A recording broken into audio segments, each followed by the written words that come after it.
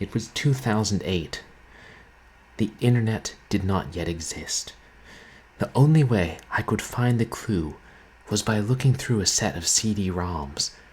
But my editor, that old bastard, had used them last, and he'd thrown them around the office. If I didn't find those CD-ROMs and arrange them into a picture, I wouldn't be able to look anything up on them. And if I couldn't look up anything on those CD-ROMs, the killer would strike again. And this concludes another chapter of James Patterson's Women's Murder Club, Chase of the Orange Comet, written by Clive Cussler. And now we move on to the main feature of the evening, which is, of course, James Patterson's Women's Murder Club, Twice in a Blue Moon. Welcome to another Purblind Gamer stream, and I hope everybody's having a good week. It's December, yeah. Or for some streamers, it's DOScember, and they're only streaming DOS games. And while I certainly approve of that, I'm kind of in the middle of a couple of Windows games, so I'm sure I'll end up doing some DOS later in the month. Yes, I hope everybody enjoyed our last week's stream. I know it was a bit short, but the game's going pretty well so far, in spite of a few frustrating puzzles. And thank you to everybody who came out to the Half-Life stream on Sunday. We made it to the Aliens homeworld. That must mean the game's almost over. And the Splatterhouse 3D stream on Saturday. We punched a lot of monsters and they exploded in a lot of blood. Today's game is a little bit more low-key than that. It ought to be, considering it's rated E10+, I think. Yeah, do I have any announcements? Not really. Not much interesting is going on in life. Oh yeah, I think I did get the new emote slots for affiliates, and I'll work on filling them, or at least putting up a couple more emotes in the coming month, or the coming weeks. Days, maybe? It's kind of confusing looking at the stream manager. There's just one more like physical space for emotes, but then it says beneath it +4 more slots. So I'm like, I guess that means there are 4 or 5 to add now. Could we make it a little more straightforward, Twitch? And Twitch is like, they didn't respond. Probably because I didn't actually ask them that. So, Women's Murder Club, Twice in a Blue Moon. This is a hidden objects game from like mid to late 2000s, and it's the third in the series based on James Patterson's novels and the TV show of the same name.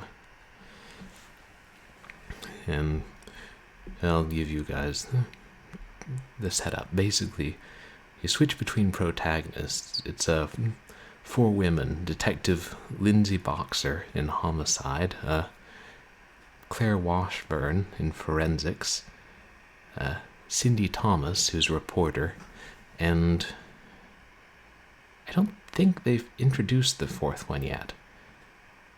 So we'll just call her the 4th woman. That almost sounds like it'd be the title of a movie.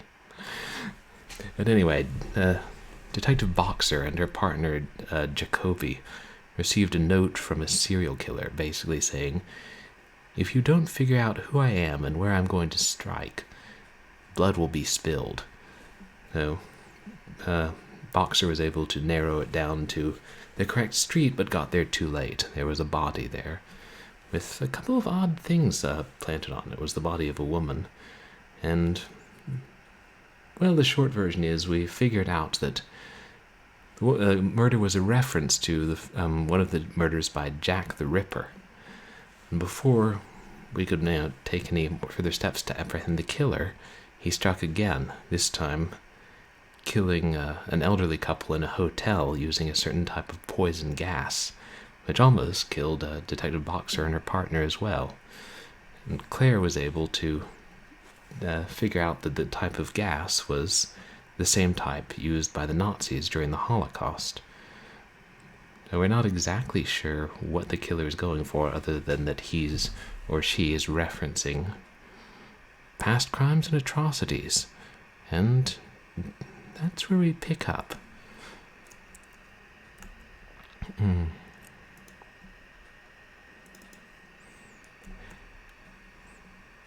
How cool is that? I don't know why this is a rating pending copy, but I came by it legally, I can assure you. Strange.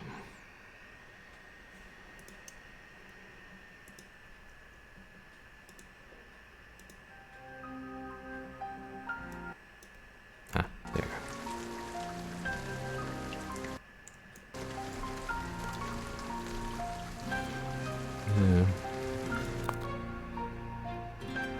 Do I get a cutscene?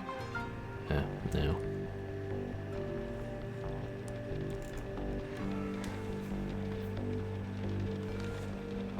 I believe we're playing as Cindy now, and yes, use computer to search for keywords.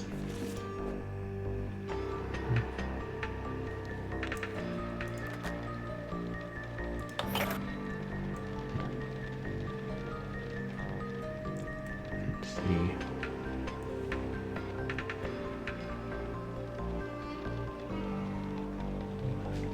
Pitazole?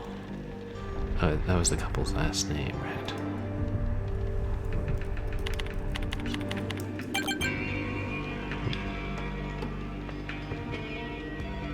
Oh. Pitazole, excuse me. Maybe we need to look them all up.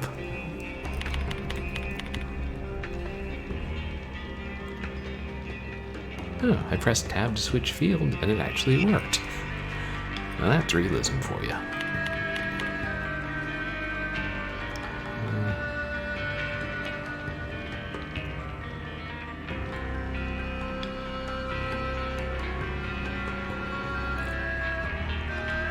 Colombian exposition? Oh, right. Something was found on the bodies. Also, the killer was able to get into their hotel room and plant stuff on them. Assumedly after he flooded the room with gas?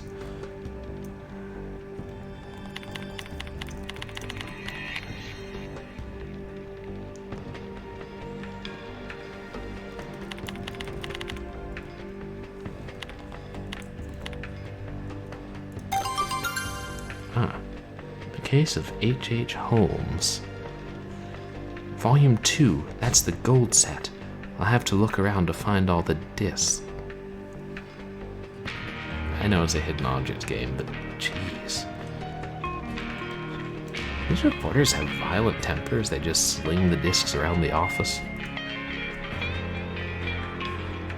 I think H.H. Holmes was that really prolific serial killer. Yeah, well, it'll probably tell us about it.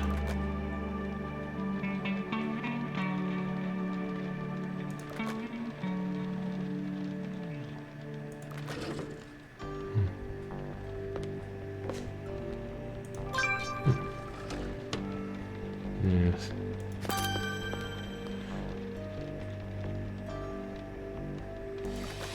Wish we didn't have to worry about color. Oh well. We'll click all the CD-ROMs. Some of them must be gold.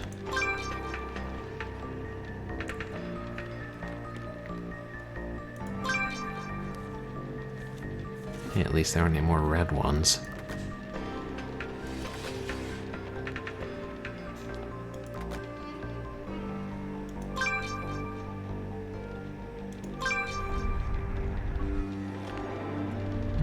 Rhinoceros on the desk, or something.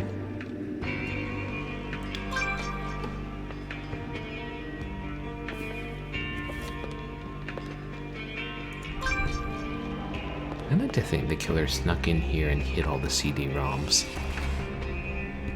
As he or she is just that diabolical.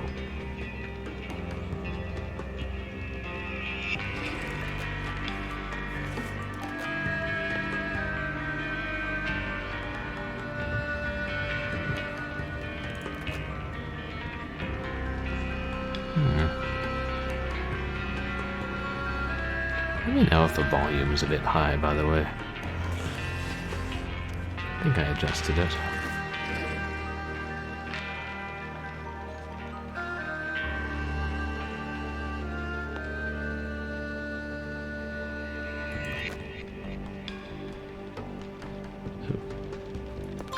Yes. How many left? Oh, right, I forgot. I also have to find other random things. Key, padlock, wait, padlock. Saw that. Clock.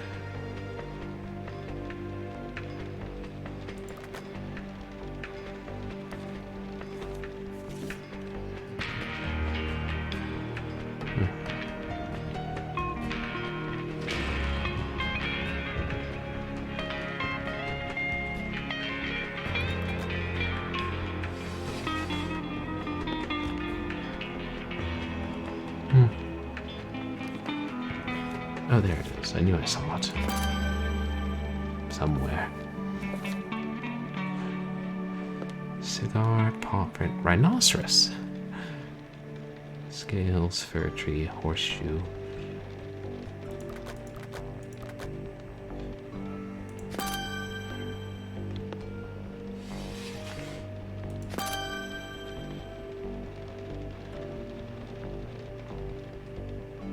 Remote control. Oh, hey.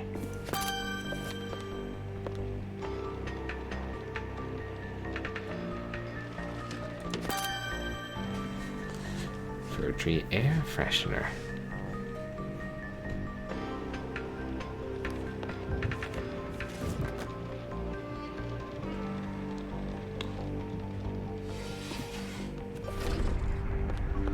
Speaker. Floppy disk.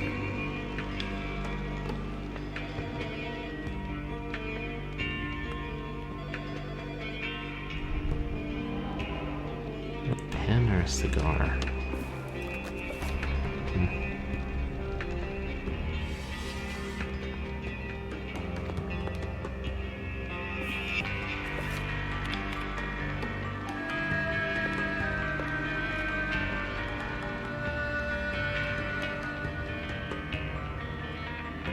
Let's see.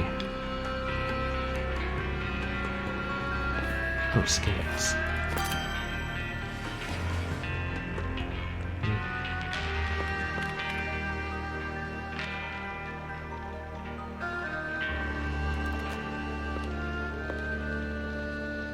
Is that the cigar? Yes.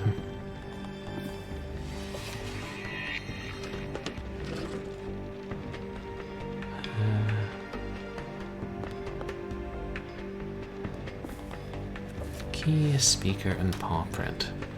And paw print, I'm pretty sure I saw.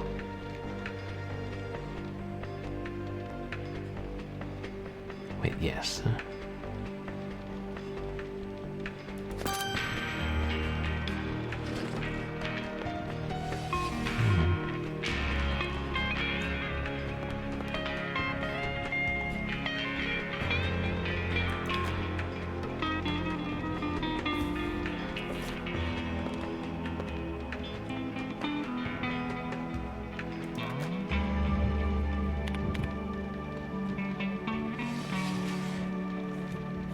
Speaker?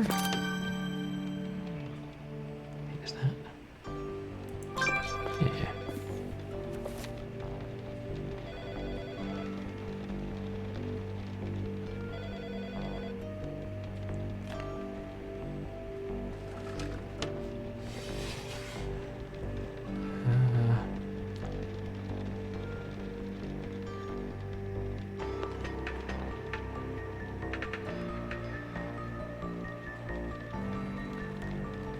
Okay, it's only a key and 2 more CDs. Any of you chaps buy a gold CD?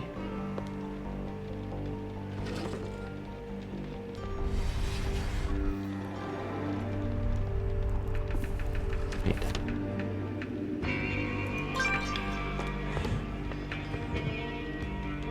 I'm just looking for things that look slightly out of place.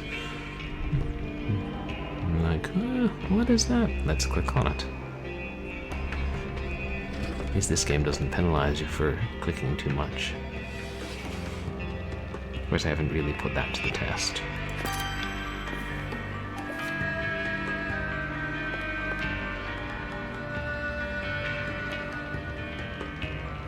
Let's see. Just one more CD.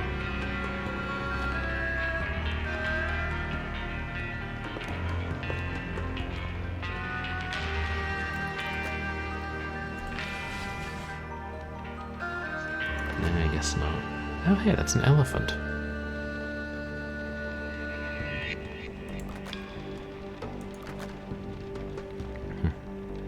I just hope they don't make us put the CDs in order again.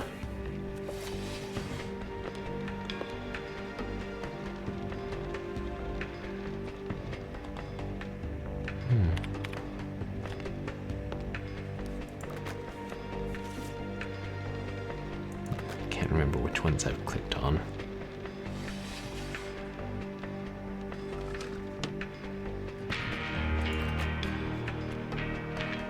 Oh. Yes.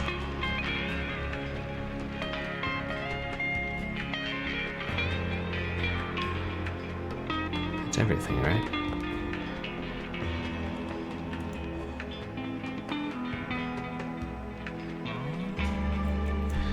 Oh, geez, Cindy, I don't want to tell you how to do your job, but couldn't you just put all the CD-ROMs in the computer one by one and see which one has it?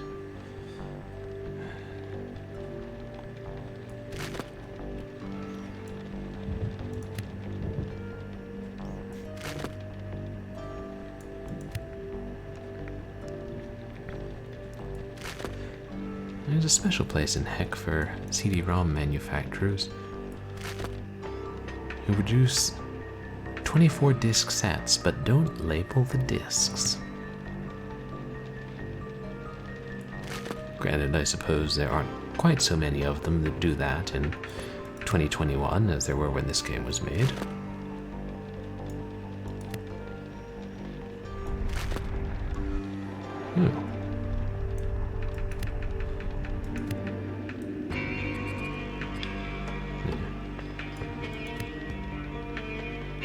Wanted. Weapons of Fate. Oops, wrong game.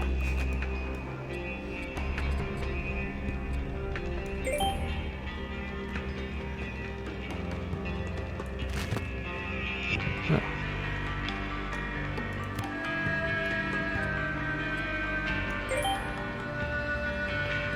Well, that was nice of them giving us some letters.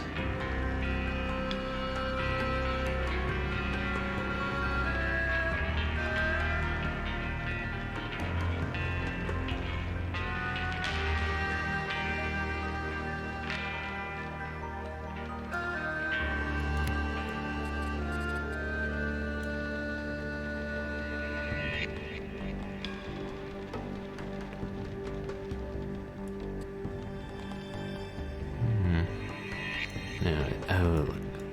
I think it's there. Number 7.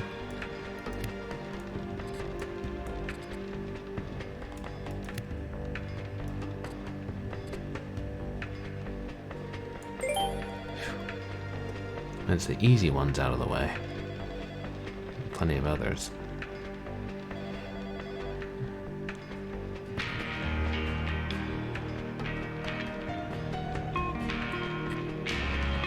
I don't know, maybe it's just me.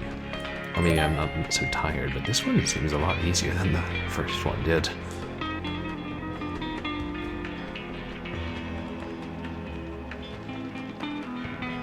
Wait, it looks like part of a W.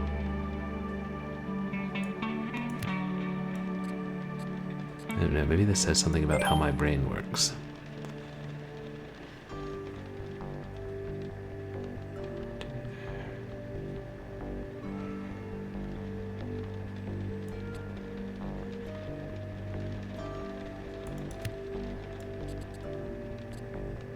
Hoping that's part of the C. Hey,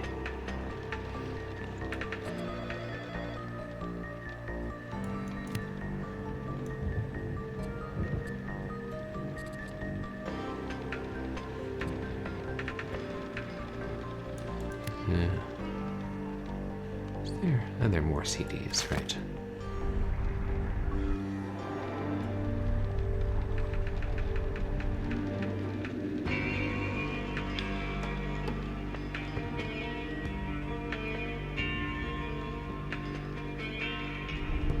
Footprint?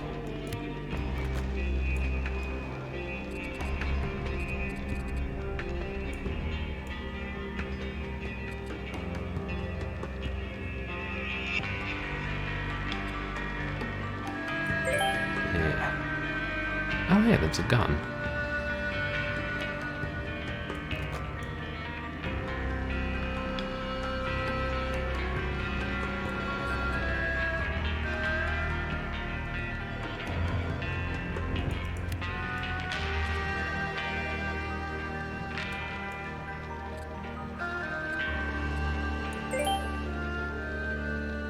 That's a body.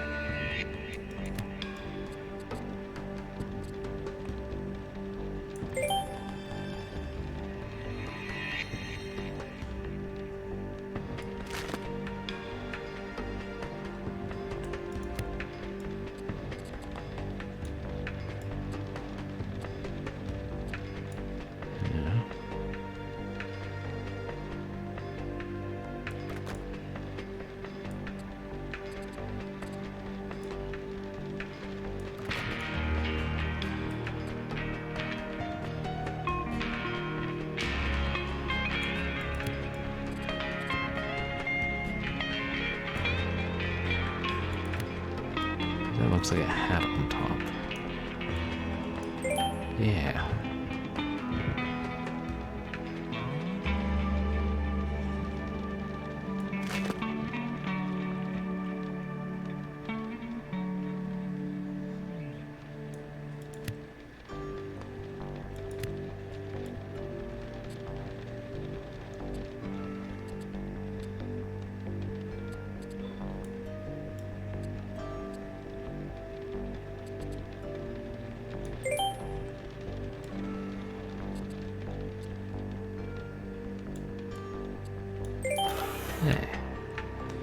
Good. Now I can put in CD number 5 and find the article.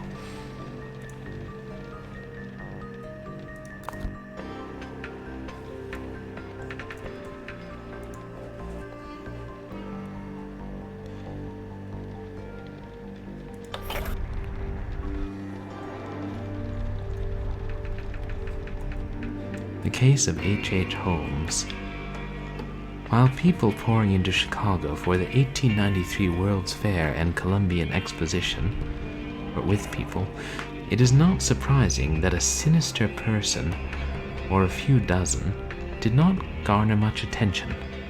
The city was crowded, and people took lodgings where they found them. The boarding house of a respected local doctor, an elegant edifice known as the Castle, seemed like a lucky find. Little did travelers know that Holmes's castle was built for terror.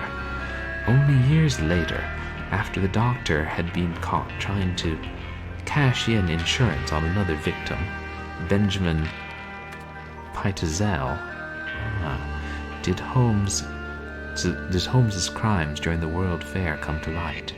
The police found bedrooms designed to be sealed and subjected to lethal gas, pits of acid in the basement, furnaces for burning bodies, a stretching rack, and other implements of torture. This is seriously whacked. We don't have a new Ripper on our hands. We have a serial copycat. I'll fax this over to Lindsay right away.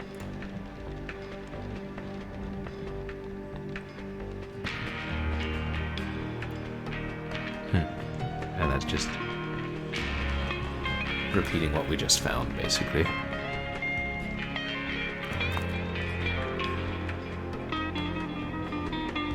And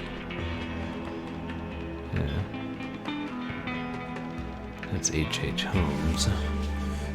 Unless I'm mistaken, the what's it called? American Horror Story had a season inspired by him, the hotel one. Room complete. Cindy linked the latest MO to a killer named H.H. Holmes. On going back to the motel, our copycat had to be there before the murder to rig the room and afterwards to plant the props. Someone had to see something. Except, of course, the room was full of gas when we got there, so... I mean, he could have put on a gas mask and gone in.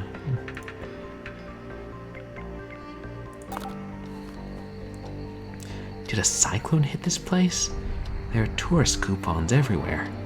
I better look at them in case there are any clues to be found. So... coupons. I guess one of them is the clue. Crown, clover, statues, wall outlet, number 6, stars, golf club, eagle, keys, footprint. Ooh, footprint.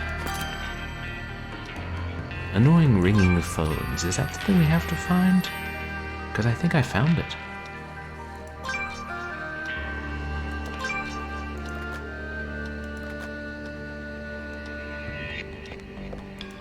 Yes, that's a coupon.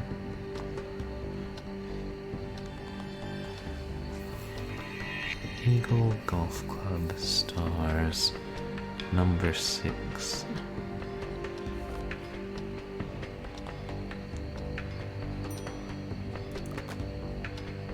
Yeah, it looks like a... I don't know. Partridge? Some other kind of bird.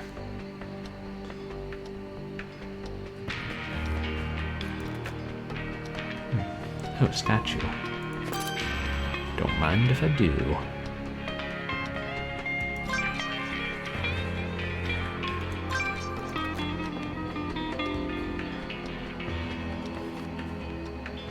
I'm thinking quite likely that the members of the Women's Murder Club are secretly kleptomaniacs.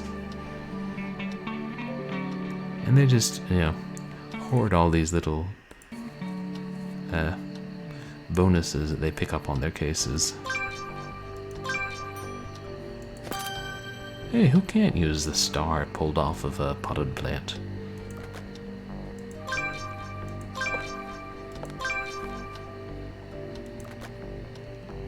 Is that an eagle?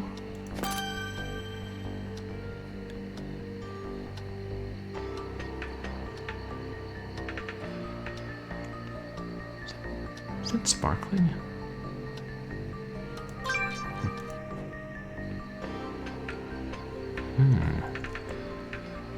2009. Now we know what year this game was made. Room 107. Ned Edda. Someone named Ned Edda stayed in the Pitezel's room the night before. He may be our man. Ned Edda. I wonder if that's an anagram for something. Feels like it might be. Definitely sus, as the kids say these days. When they, play games about alien imposters.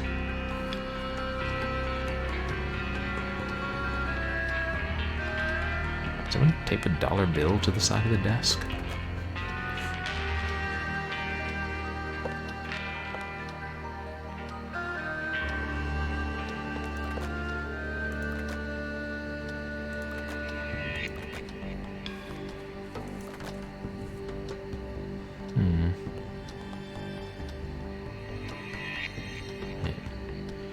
Crown, clover, statue, wall outlet.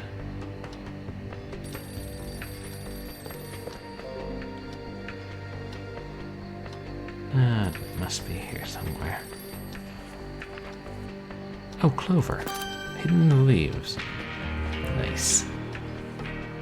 Knife. Okay, who stabbed the hat? Why is the plant wearing a hat?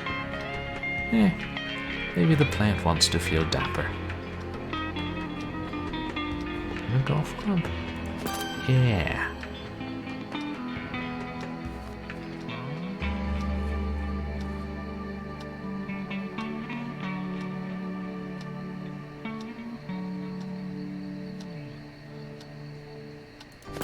Guess that's a statue.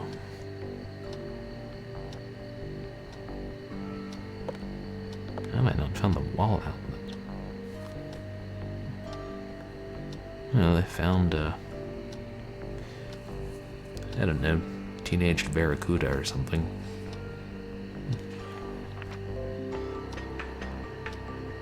Not what I was looking for, but I'll take it. Insert joke about our man being rather fishy. What? I like seafood.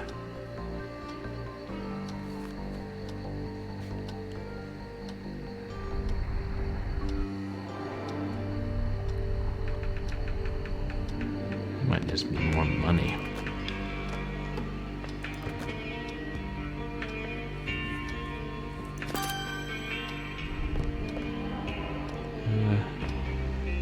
Oh, we found all the coupons.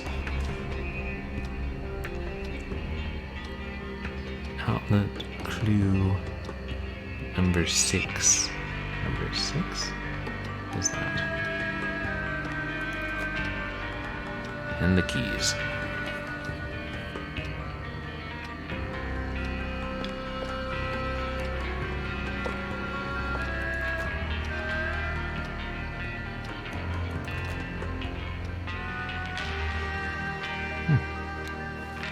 Weird, the mouse seems a little stuttery. Maybe just because I'm zoomed in, like... Trust me, I'm zoomed in plenty.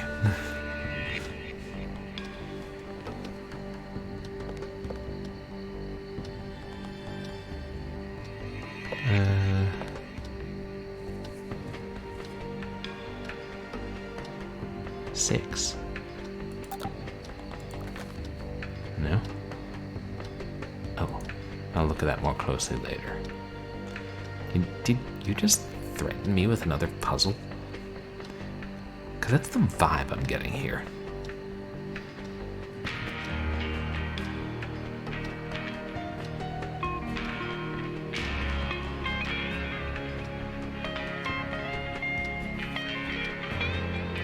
I can't tell if that's a fan in the wall or what.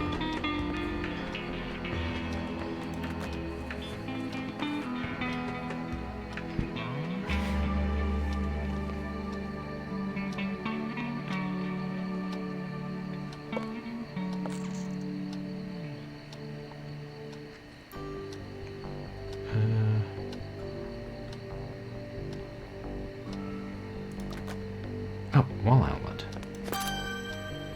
Behind that very thick bunch of leaves. Unusual sense of decoration this motel has.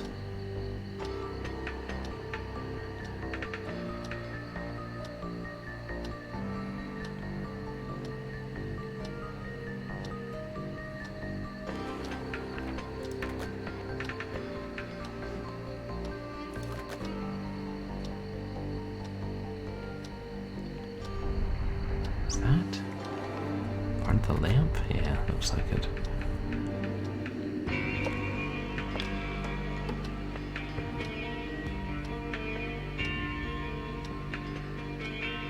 Oh, look, little gecko. I think. God, maybe this whole hidden object thing is getting to me.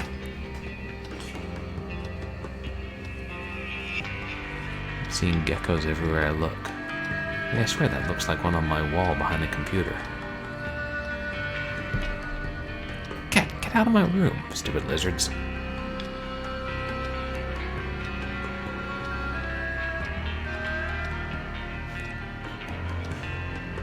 I need a joke from an episode of Murder, She Wrote I saw 20 years ago.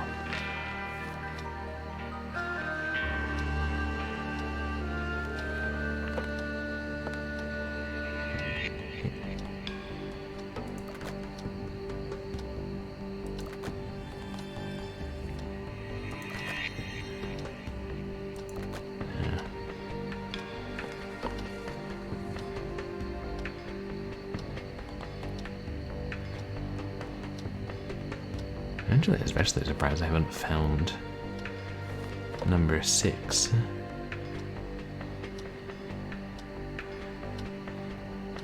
Q, not clue.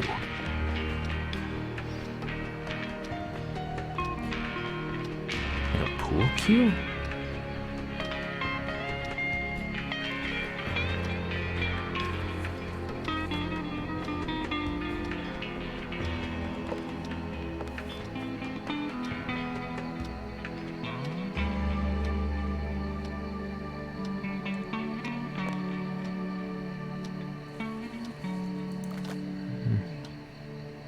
Yeah. Definitely an umbrella.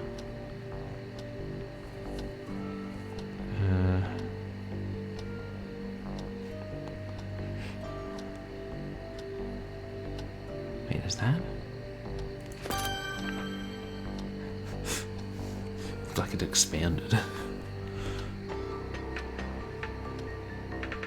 That was the cue. Okay, good. Excellent. Wonderful.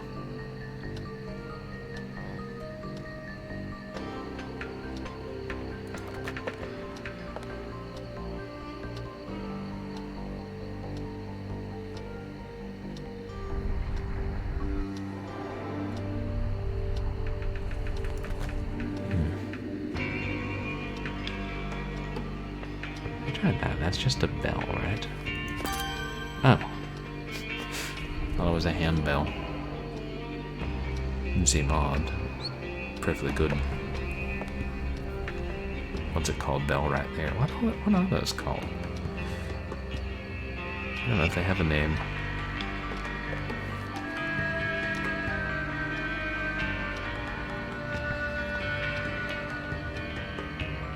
Bloody handprint.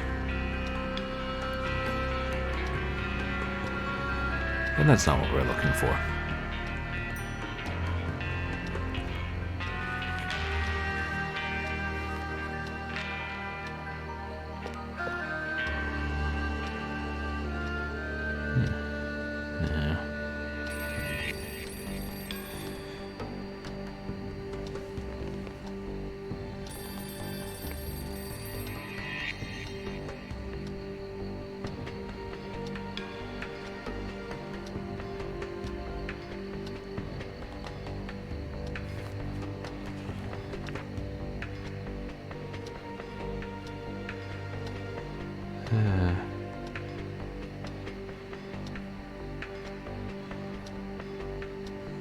Yeah. Screw it, I'm gonna use a hint.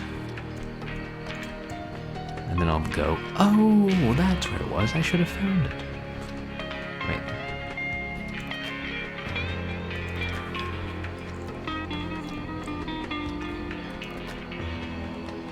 I know it's there. Actually, it's not there. The clock just has little dark holes for every number that's a multiple of 3. I don't know if they make clocks like that.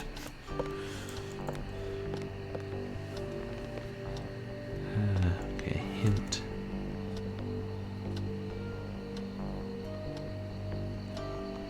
Up there.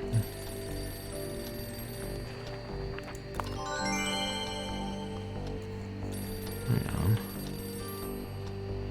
Oh!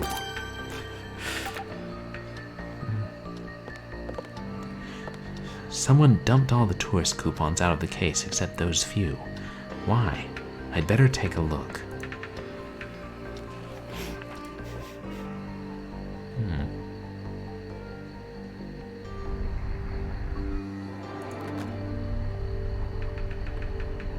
What are we doing here? Is there a pattern here? Click on the letter on a letter on each one to highlight it.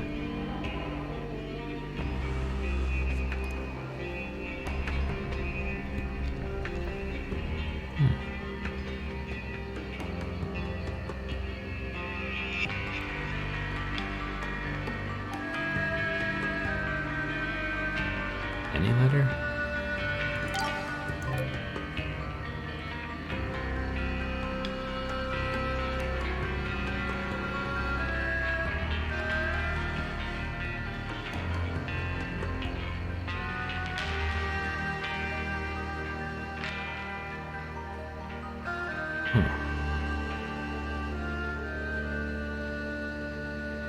This is weird.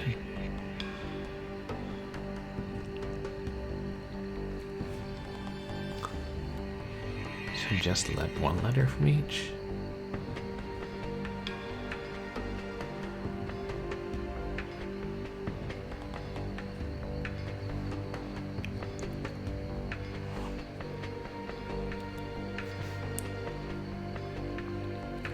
Are we going by column or row?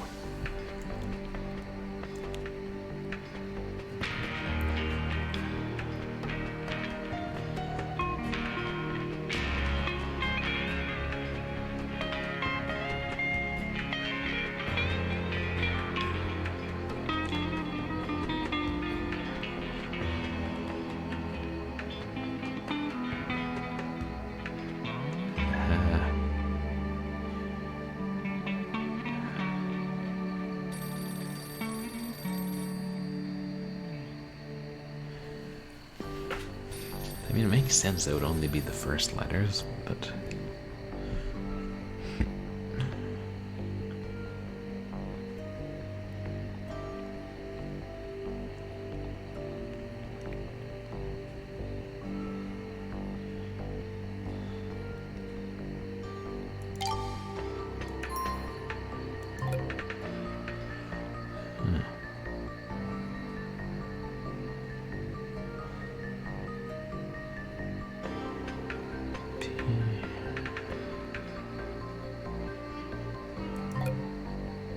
Is it just me, or is this puzzle confusing? Like,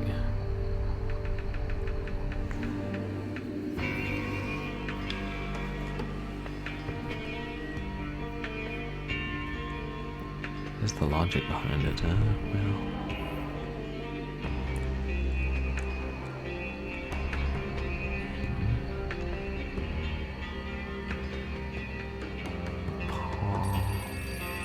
P-A-W. I was still under the assumption that it goes like reading, you know, by rows. P-L-E.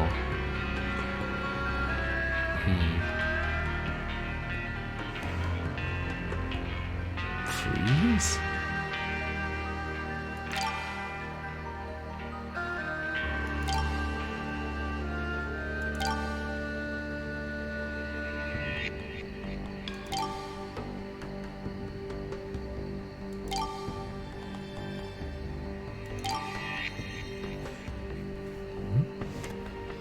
I mean, it's a word. I think we can all agree it's a word. I go through such pains to teach it to young children.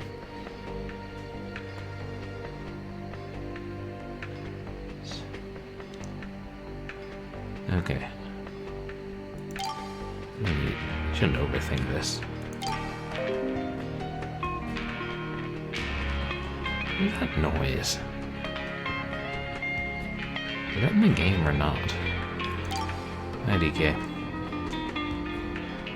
Please make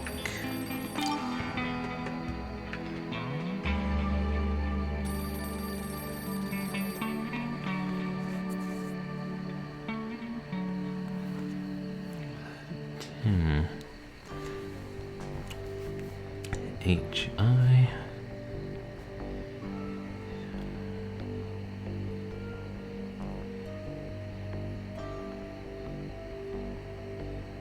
him stop? Oh.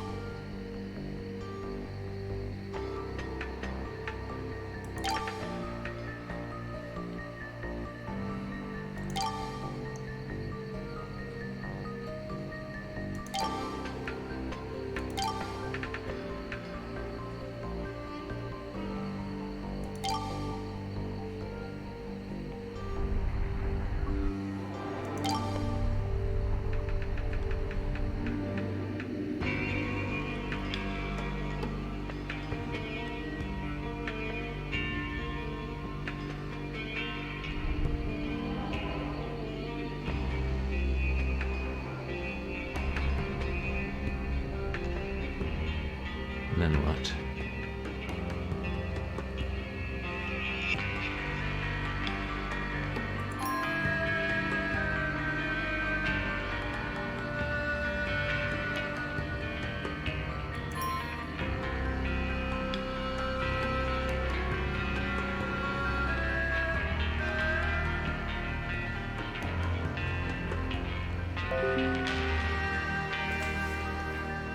Is it?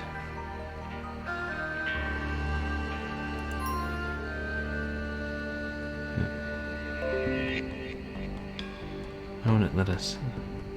Oops. I misclicked on the other one.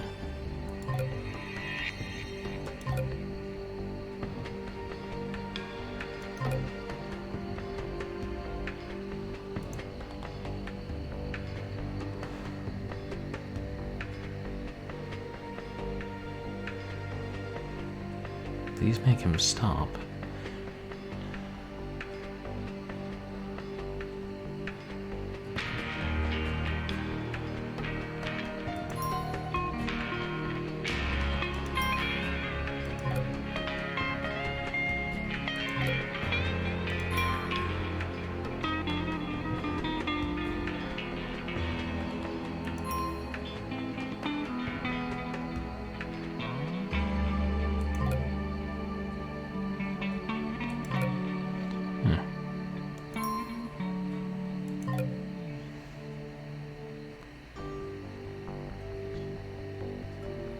So then...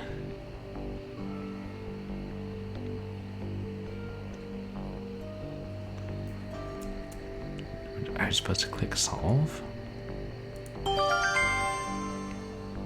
Oh. No.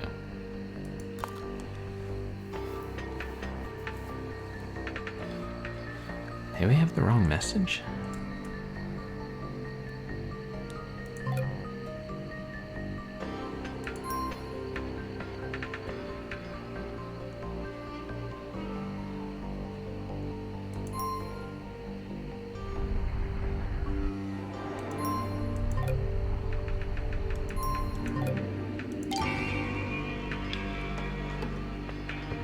Maybe if it makes that different noise and turns light colored, that means it's correct.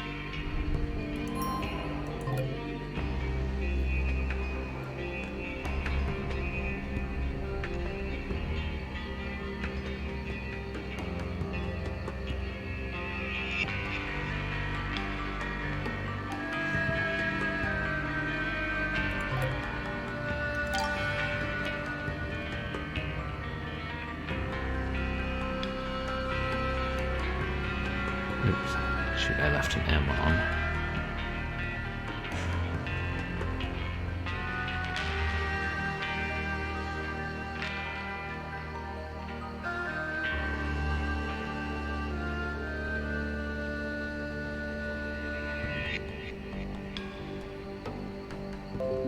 Where did I click on it?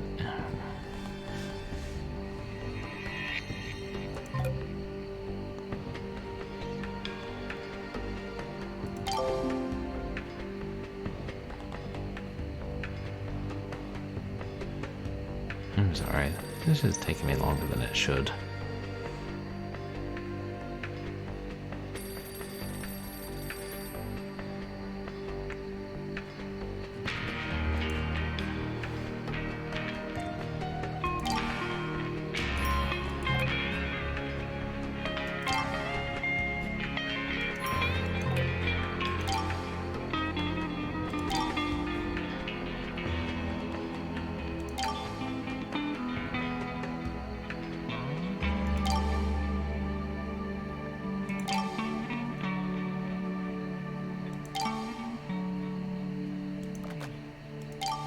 I'm not above clicking every letter in the Saltwater Taffy brochure.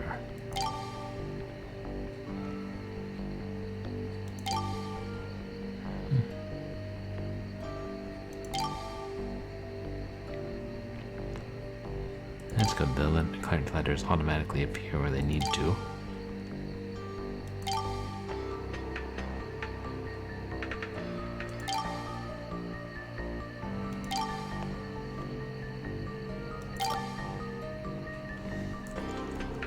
Please make him stop. Why would the killer write that? Unless it wasn't the killer. But then who was it? Someone whose name starts with S?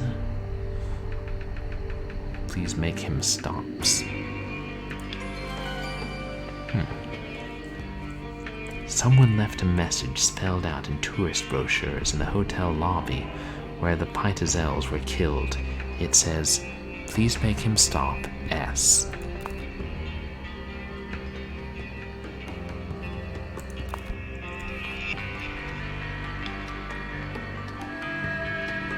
So... oh, ring the bell.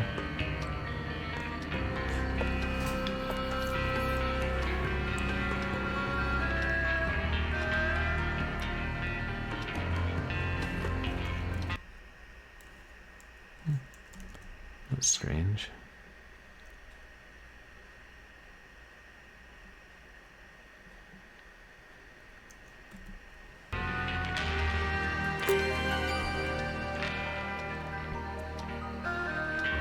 Delta True, board house motel manager. I remember Mr. Ned Edda. The maid saw him too. He had black hair, ordinary height and weight. Not a looker exactly, but charming. He had on a hat, dark pants, and a checked wool jacket. Houndstooth, they call it. And he had a British accent, very hoity-toity. Okay. Black hair.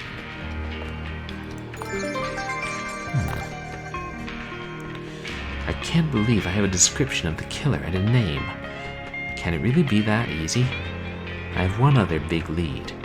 A shady weapons store that might sell HCN. It's close, or I'm close.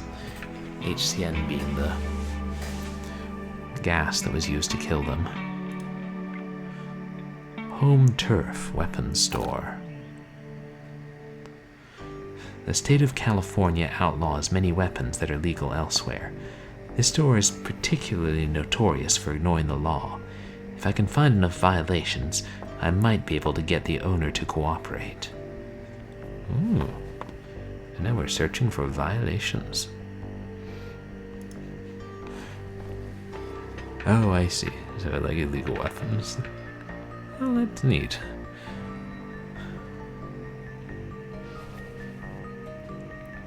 I appreciate when the hidden objects get creative. Ah yes, walking canes. Highly illegal.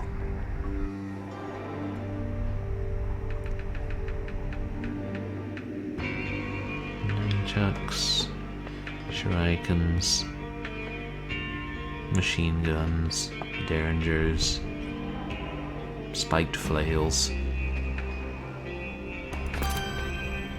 bullets.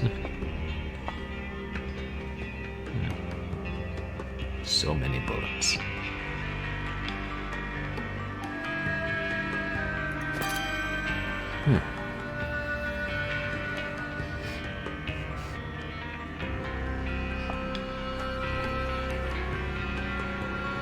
Hand grenades, however, are perfectly legal in the state of California.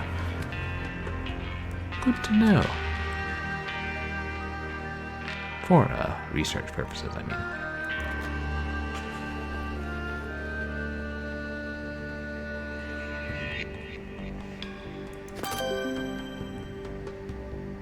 Oh, that's the machine gun, all right.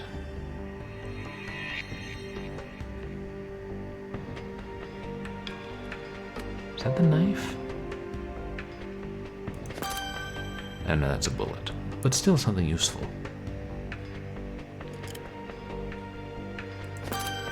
Is that? Those are the nunchucks, huh?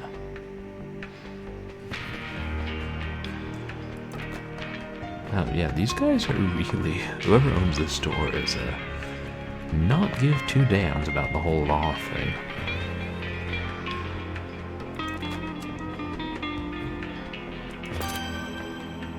Maybe it's a sword cane.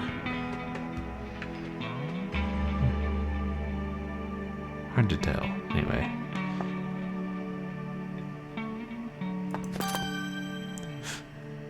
It's a very large bullet. Practically like a shell.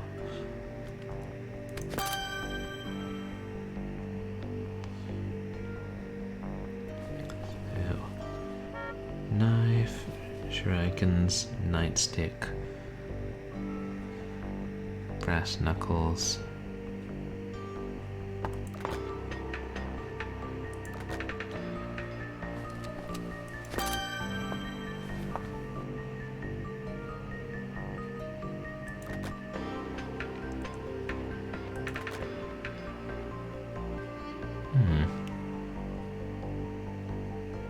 Oh, there's one now.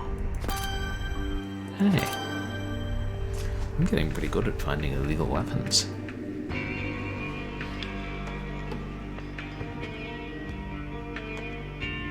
A derringer. Whatever, that's not derringer, snub-nosed revolver, I think. I don't know. I'm not very up on my weapon terms.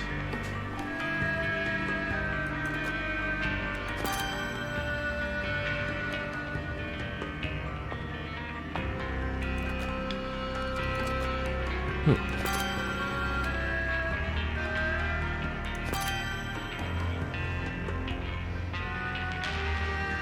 I can see why these games get bought. You feel somewhat accomplished every time you find one of these darn hidden objects.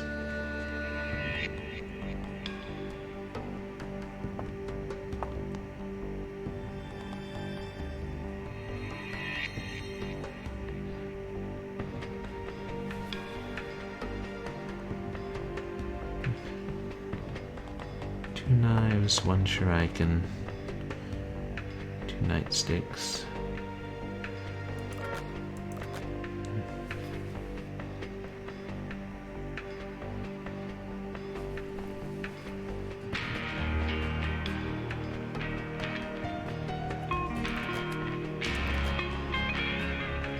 I think that's a picture of a knife anyway. I would assume those aren't illegal, even in California.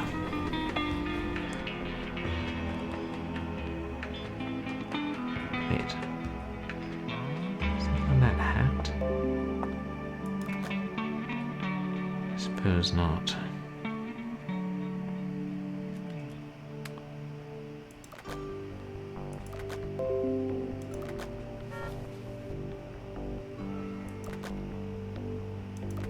Looks like a bayonet.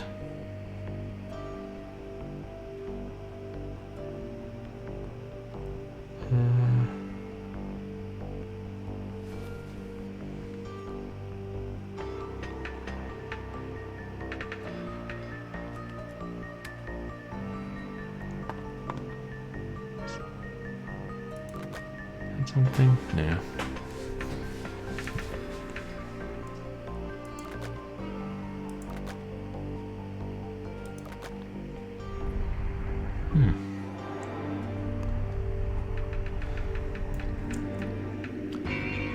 There's probably something else in this cabinet here.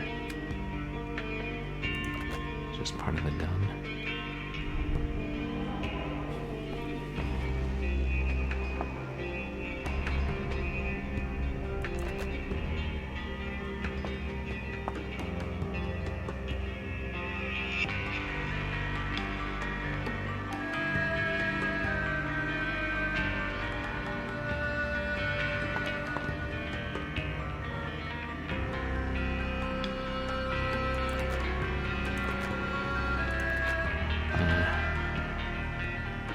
Clicked on all those, they're perfectly legal. Rifles and things.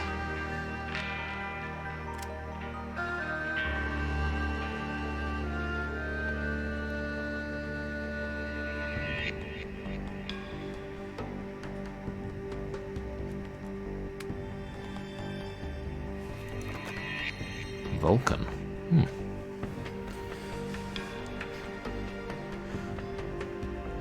I assume that's a brand of gun named after the aliens from Star Trek. Looks like a bird.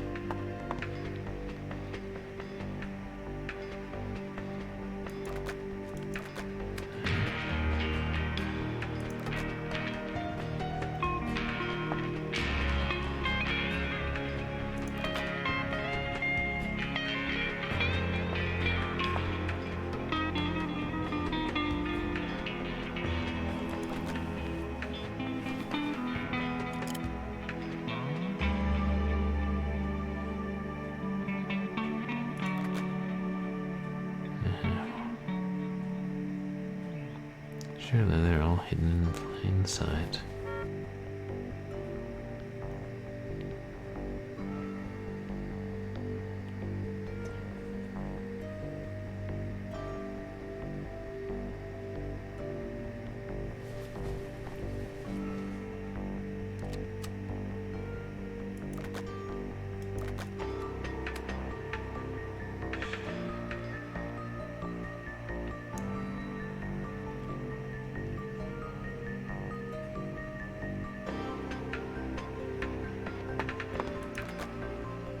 Is that? Yes, it is a knife. Is that below it? Nothing.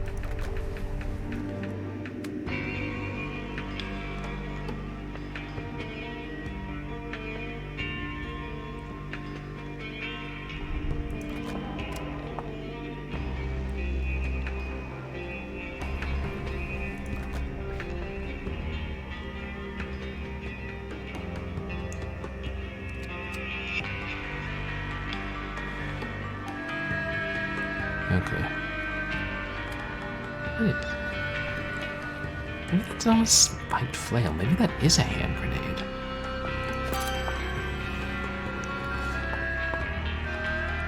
Very spiky hand grenade. Practically a shrapnel bomb, if you ask me.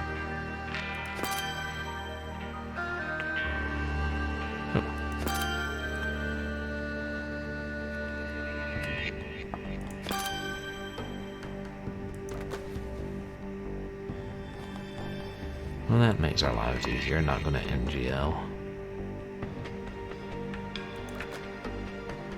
Might be dog tags.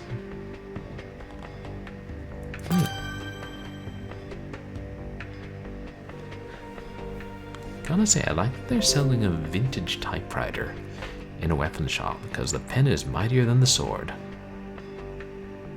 Oops. That's my interpretation anyway. I think a great many things are open to interpretation. With a pen. Or a typewriter. Yeah, 1 grenade, 1 snub nose, 2 nightsticks, and a knife.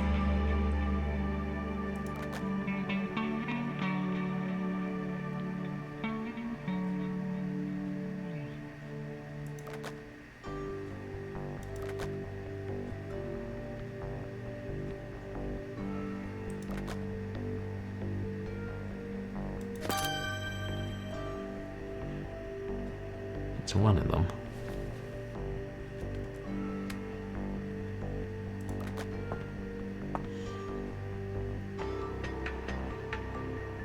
One of each.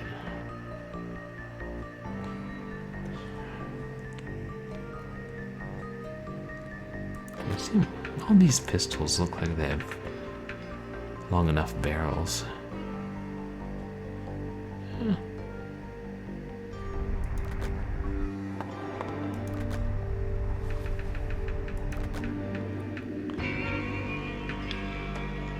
Yeah, I've tried to click that thing right here.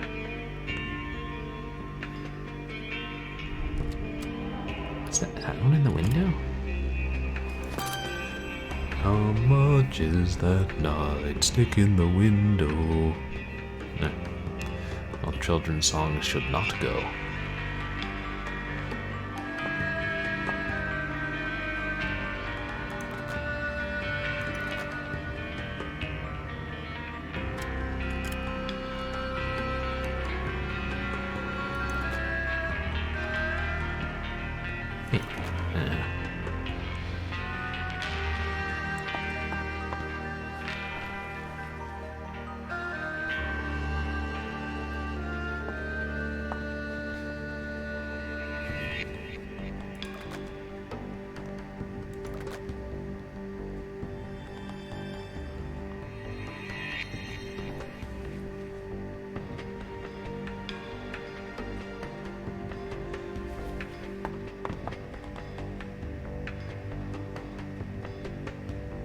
Click on both of these? Yeah.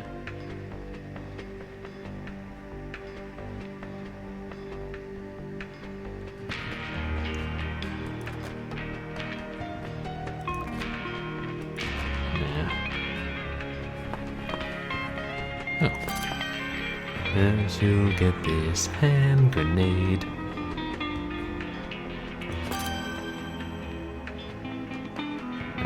Okay. I feel safe using a hint.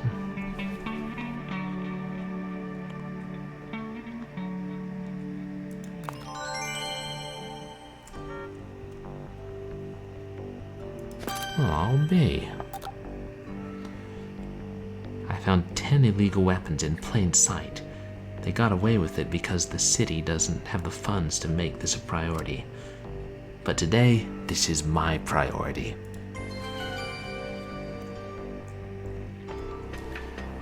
Beetleman, home turf weapons store owner. All right. Turn the screws. I did have a canister of HCN. It's like a collectible, you know? I wouldn't sell it to just anyone. The guy who bought it was high class.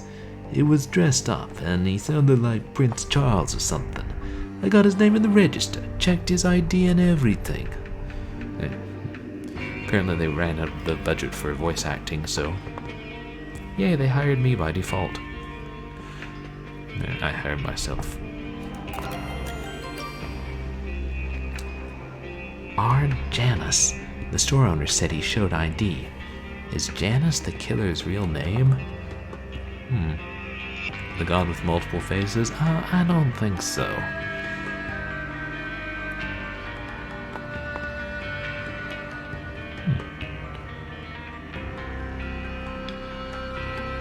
Glancing at the other names. Tim Blackwell. I wonder if that's the guy from the Blackwell Legacy. The killer left the name R. Janus at the weapons store when he bought. He had an ID. Another decoy name or the real thing? It's weird that I have these pop-ups that tell us the same information we just learned. Room complete. It's time to do some work on the crime computer. First, I have to find 15 floppy disks that Jacoby threw around the office in a rage. Oh, no? Okay, cool.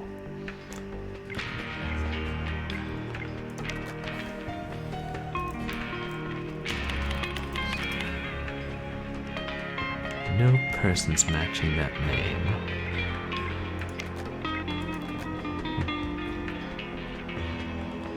Oh, Ned Edda.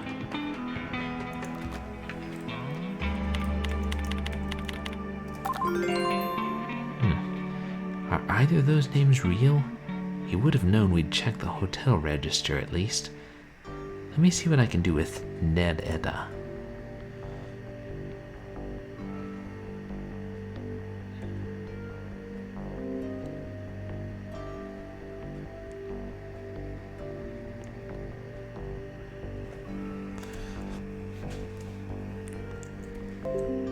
Just like to go on record as saying I called it as an anagram. I'm gonna get up pretty early in the morning to fool Purblind Gamer. Hey, maybe I should be a homicide detective.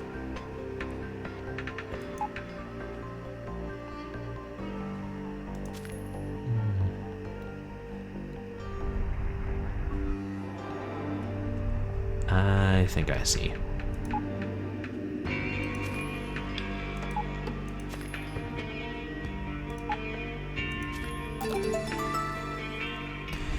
Dead end. It was an anagram. You're quite the game player, aren't you, Mr. Janus? Well, keep it up, because one of these days you'll be just a bit too clever, and I will catch you.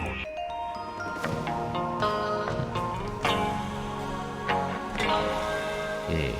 Now let's get a cutscene.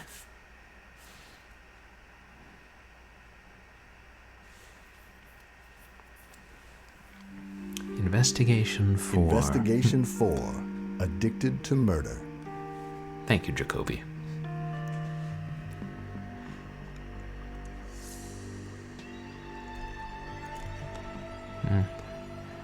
I read through all the internet articles on H.H. Holmes. I even went to Barnes & Noble and found 2 recent books on him. None of these sources mention the ball of hair or bottle of acid as part of Holmes's MO. Could those items be the copycat's own signature? He didn't use them in the first murder. They could be details of the Holmes crimes that aren't widely known. I've tried calling the Chicago police, but case files that old are archived. They've ordered them for me, but it could take weeks. Everything this guy does is calculated. I have to know if those items were just part of Holmes's tableau or a message, maybe hints about his next murder.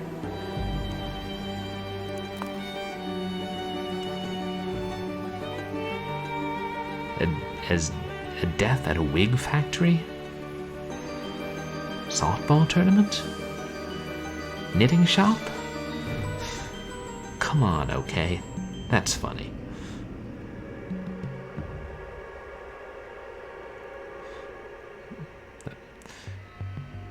What about the library?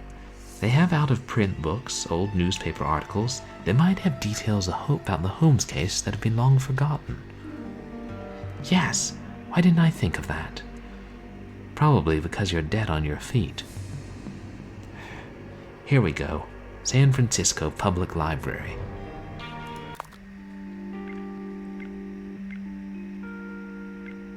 Are we playing as Lindsay still? Yeah.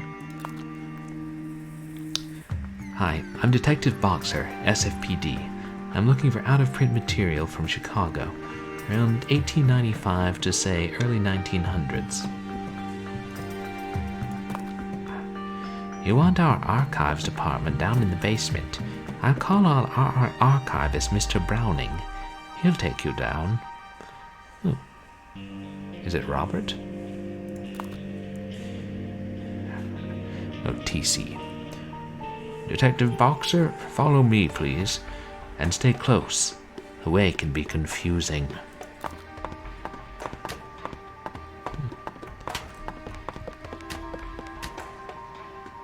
Excuse me, what? Follow Mr. Browning to the archives.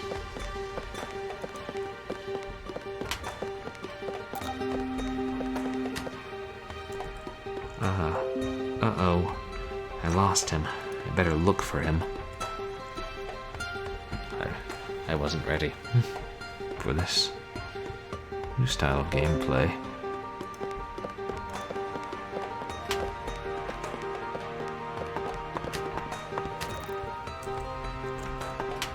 This way, Detective Boxer.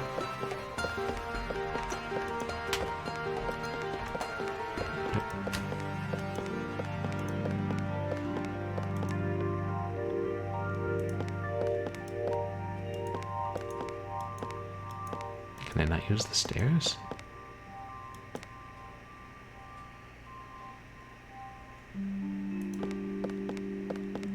Oh.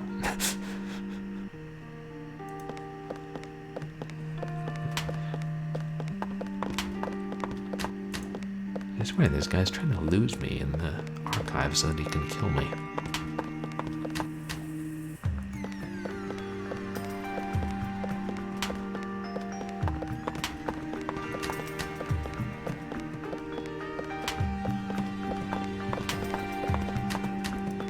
Didn't we pass through that last room twice?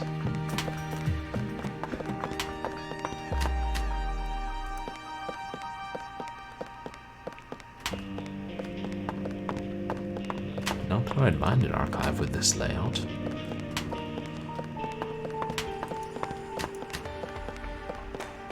You can't run forever, Browning.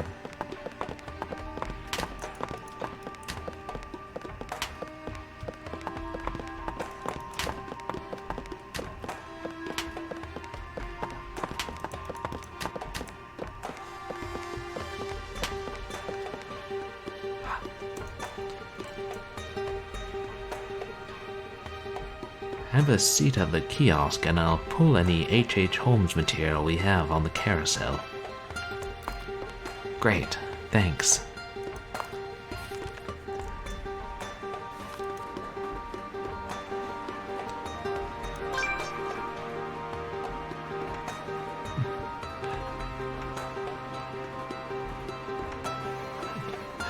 Oh, this is interesting. It's like a shooting gallery for clues.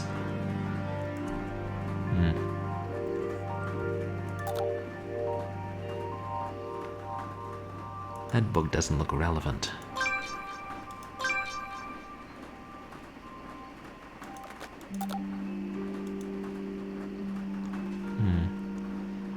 Gift box, star, pillow, vases, bottle,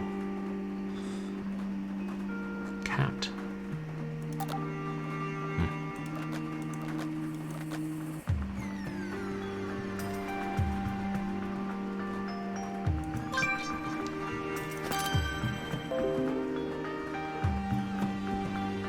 Cat.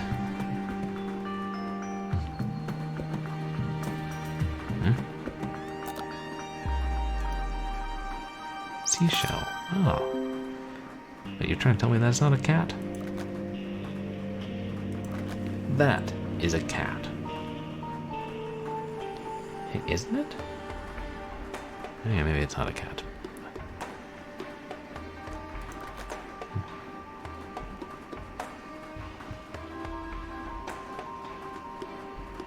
Donut. Candle. You got the book, the candle. Oh, he needs the bell.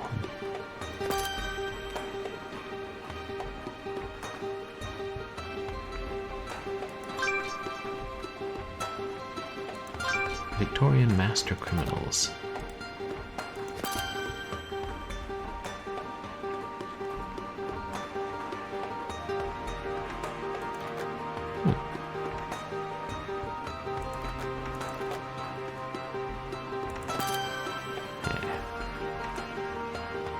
Is that a vase? Yes.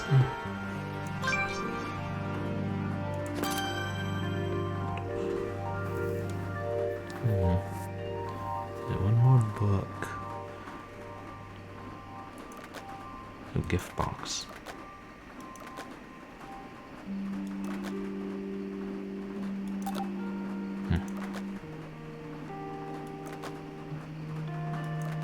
That's more of a hat box.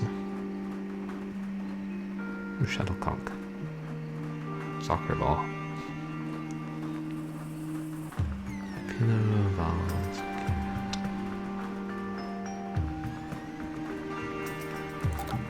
Yeah.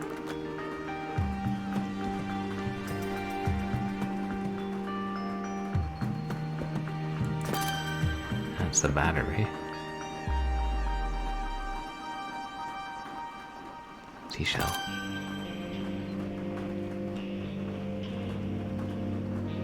Chicago? Yeah. Okay, that's a cat. No, that's legit a cat. I don't know what that other animal was.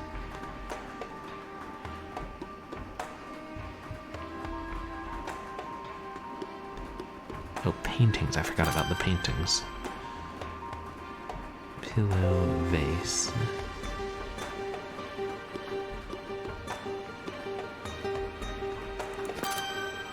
That's easy enough, though.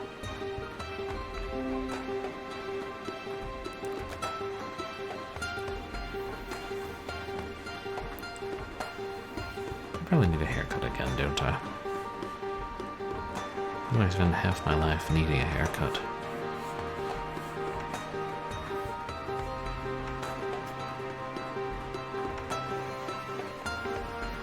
There's be a cake with a swan on top or something.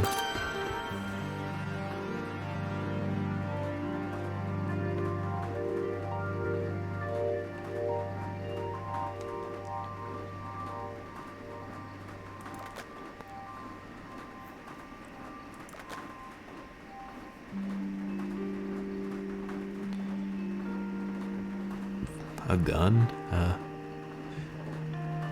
Mr. Browning, are you sure you're not trying to kill us? I don't trust archivists.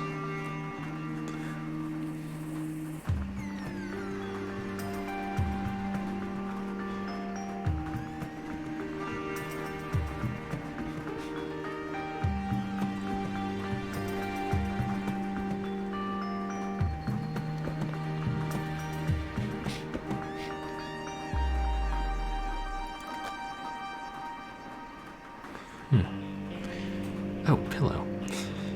I know what a pillow looks like. Lindsay scans through the books on Holmes. The case files of H. Holmes by L. Worthy.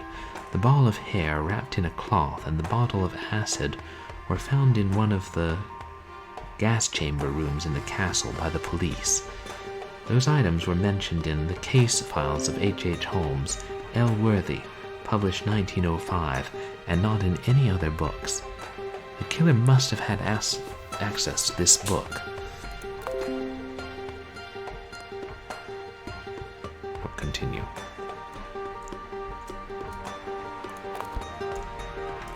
Thank you so much, Mr. Browning. Can you show me the records of who looked at this book, the case files of H. Holmes, published 1905? I've been the archivist here for 21 years, and I have an excellent memory. I've never pulled that book for anyone. Of course, other major libraries would have a copy. And then there are book dealers. I'd try Murder on Market. They're the biggest true crime dealer in the city. The library archivist seems mild-mannered, but his access to the library's source material on true crime and serial killers makes him a person of interest in the case. Of course, then he probably wouldn't say that he was the only one who pulled the book. Unless he thinks that would throw us off the scent. Room complete.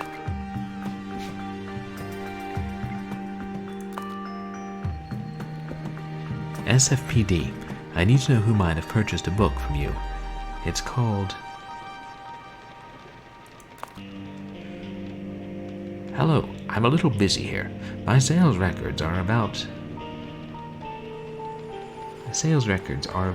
Take a Swim, along with my inventory, and just try to find a plumber after 3 p.m. on a Friday.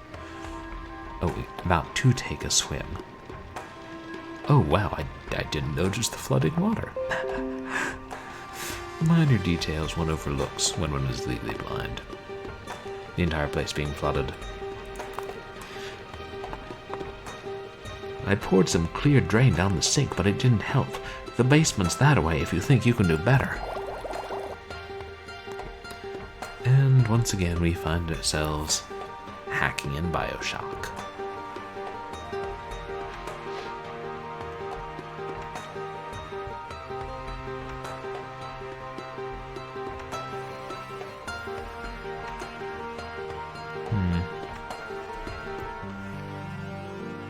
Work the green drain cleaner goo through the pipes. The switches to direct the goo through the maze.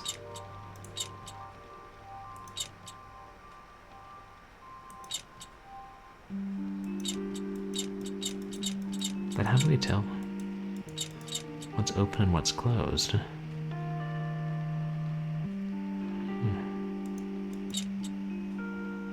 Well, that's easy enough.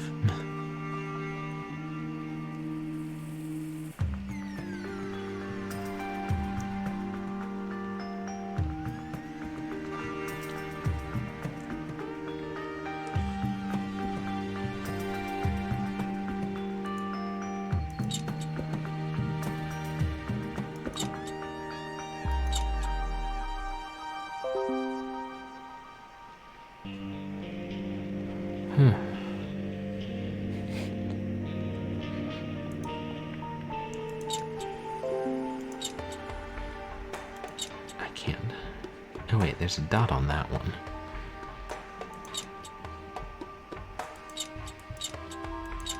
Okay, that's gotta be it. The light colored thing shows us where it goes.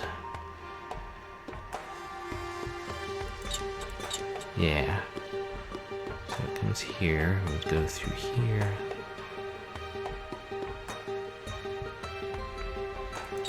To there.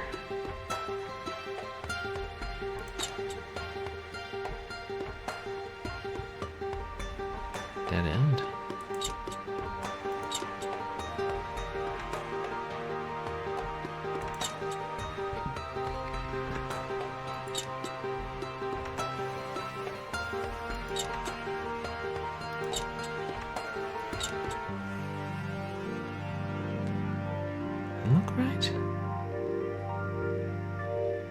It's gotta be from the bottom because you can't move the pipes.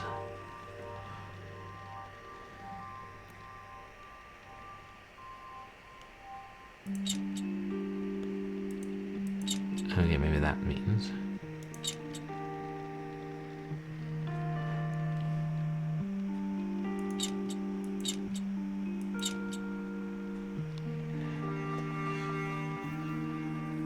Have it backwards? That's the... Oh, I didn't change that one, did I?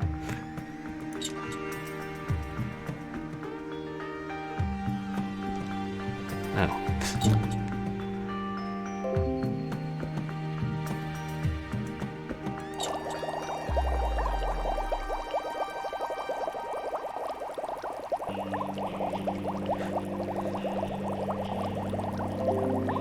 Let's see if I did this right.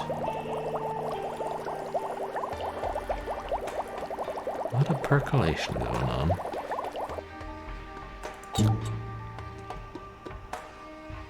That didn't work. I guess they have to be... They are pointing the way the goo is supposed to go, so...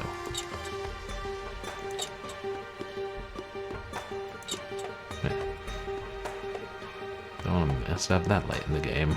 I mean this. Figuratively speaking, of course.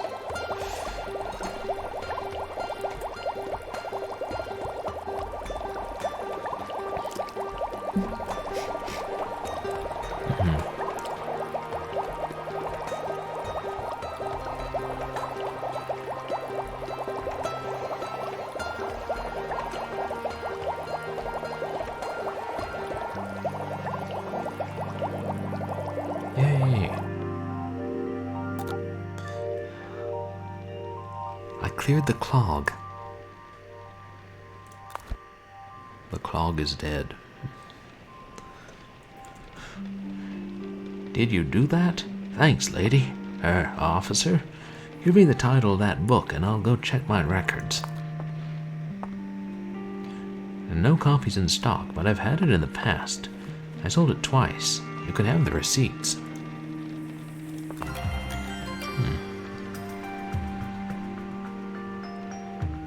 November of 2005. July 2007.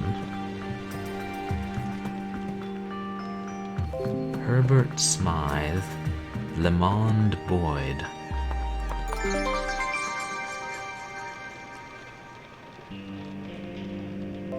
Herbert Smythe and Lamond Boyd. Wouldn't half like to run their names through the crime computer, if you know what I mean. I mean what I say.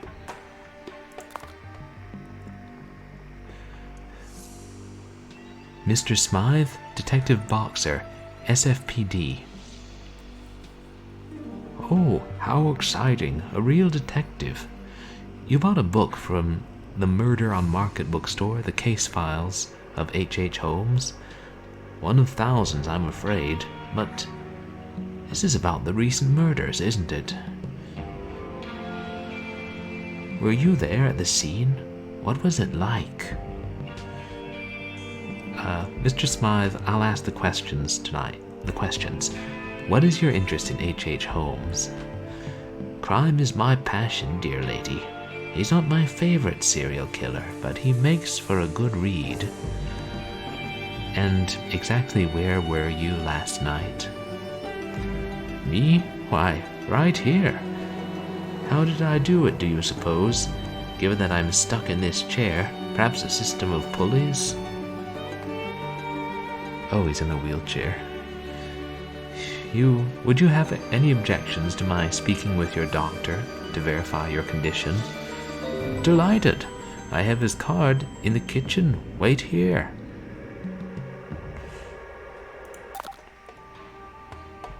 Mr. Smythe has the prurient temperament and the knowledge to pull off these crimes.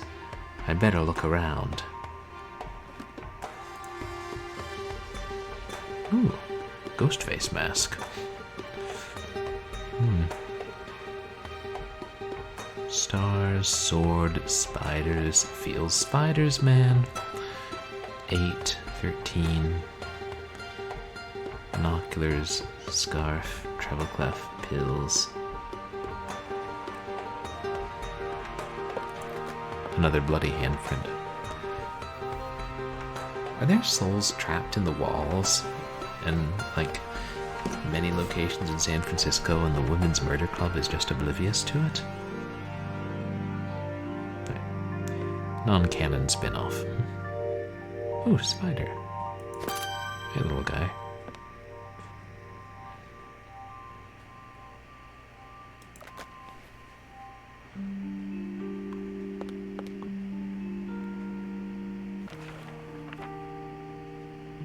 Skull.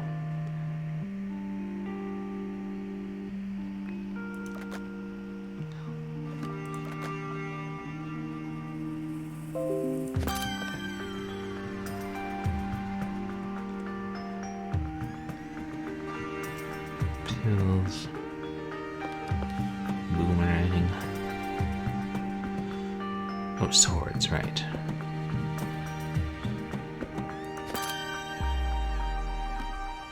What's that?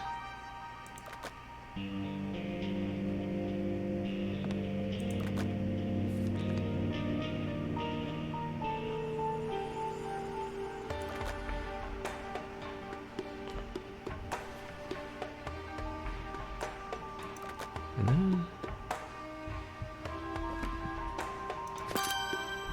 Huh. Yeah, chess pieces.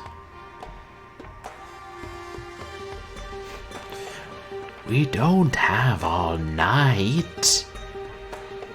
Sorry. I think a piece of staff has stayed with me.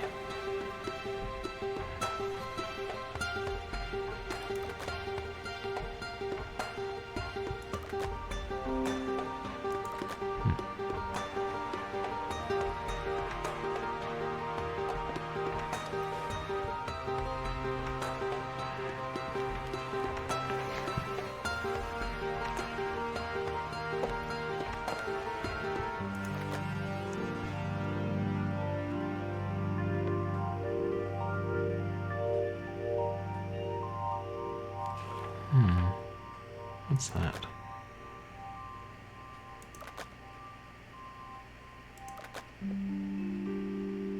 Oh, I think it's a hat tree.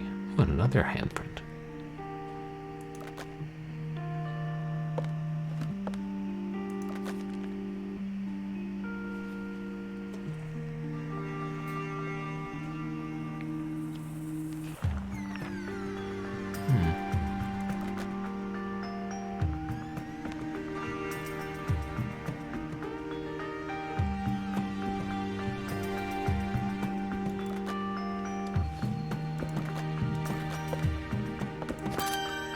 Ah, the binoculars.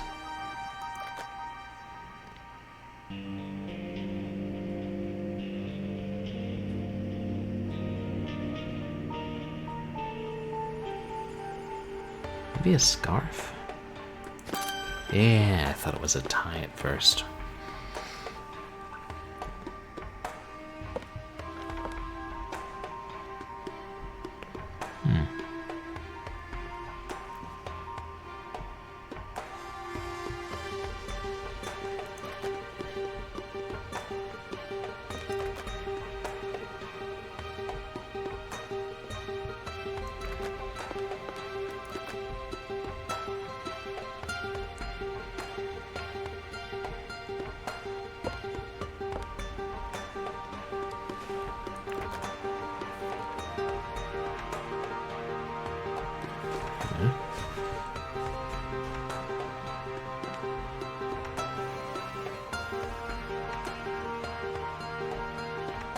What's that? Just a bottle, huh?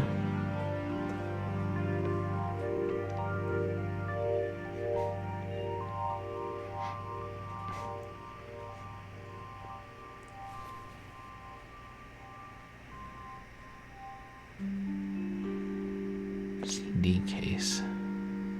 Like a jewel case?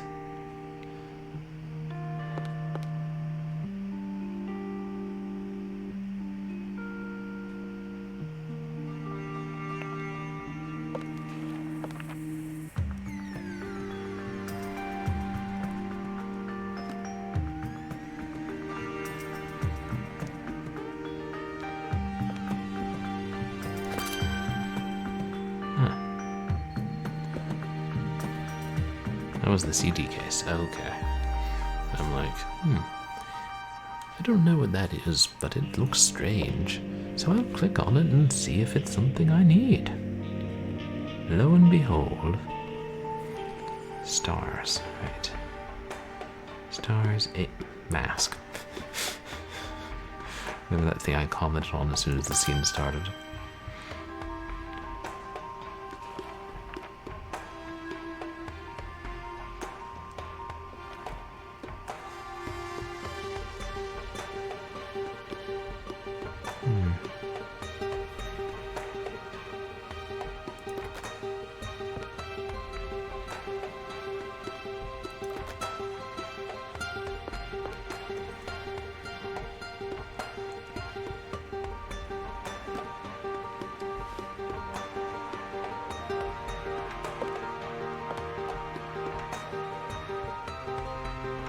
I searched the ceiling thoroughly enough.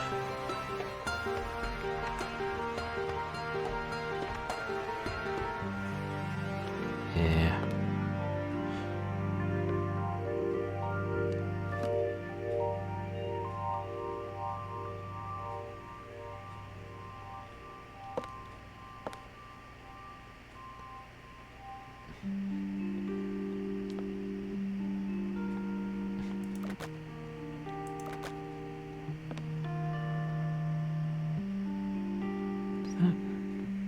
Something? Yeah. Just part of the skull.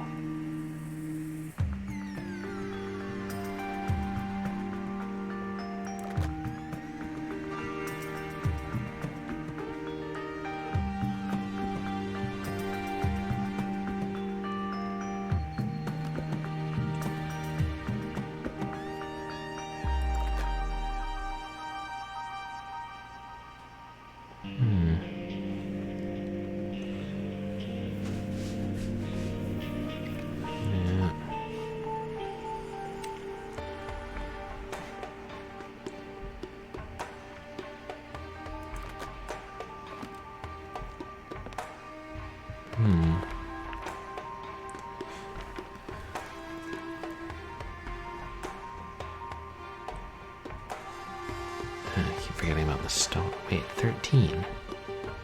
That's what that is.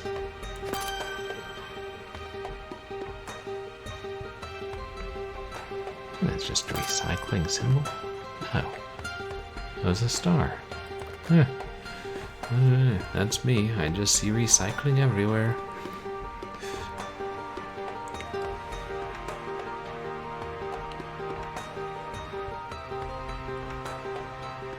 Not a bad problem to have, as problems go.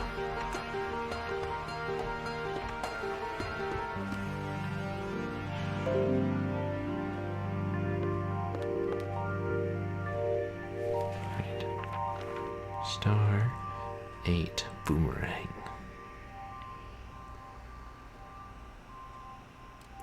And whatever that thing is.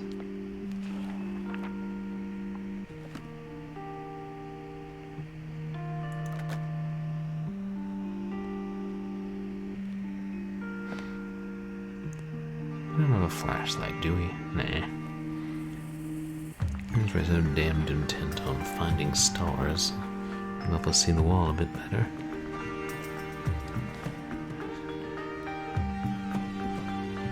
What's that?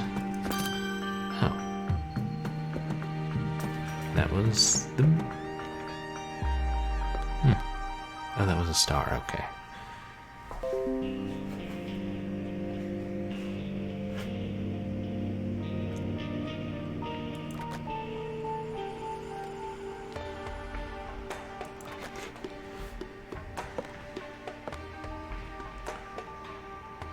What's that? Yeah.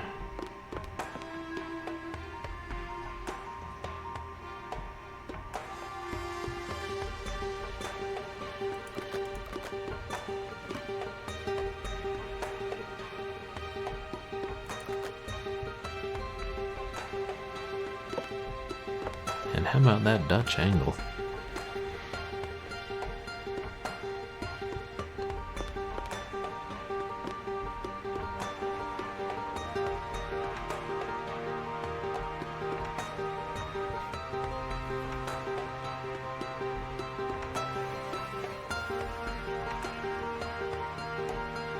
Wait.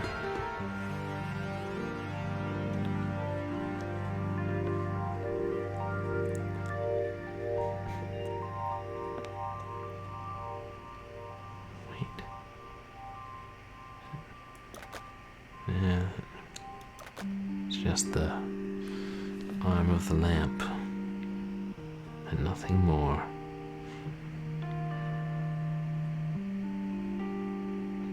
God, I'm tempted to use too damned hints.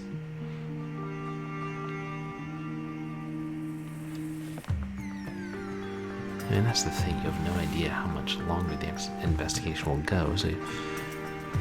But I always end up with, you know, hints left over.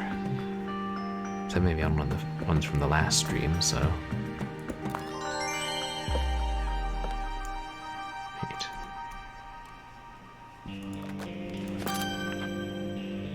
The boomerang was hidden in front of the chair. Well, now I know where to hide my boomerangs, if I ever get any.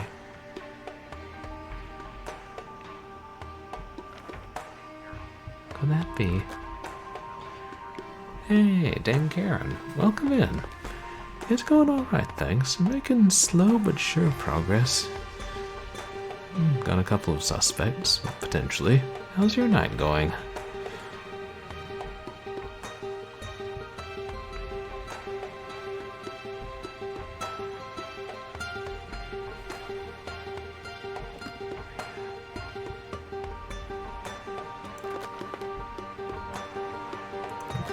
We're almost done with this scene. We're just looking for the blasted number 8. Is it?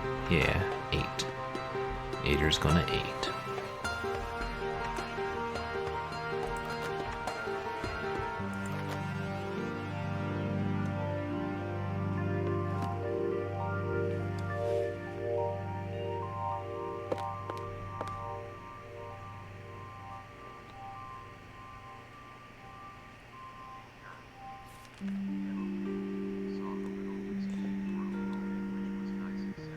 Oh. Oh. I'm glad you got to see your little niece. It's a shame she's not doing hugs.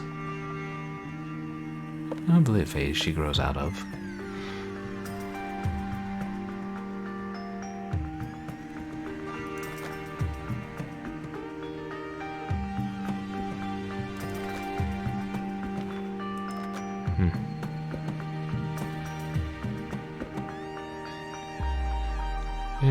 Forget it. I'll use another hint.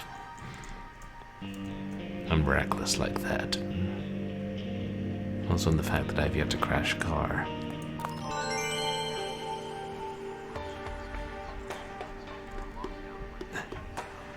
Oh. Oh. It's like an infinity in the carpet. Oh, that's a shame she stopped. I guess it's because of COVID-related stuff and the lockdown. Yeah, that was the calendar, and we already stole the number 13 from it. So now it's a blank calendar. I want to take a closer look at that puzzle box.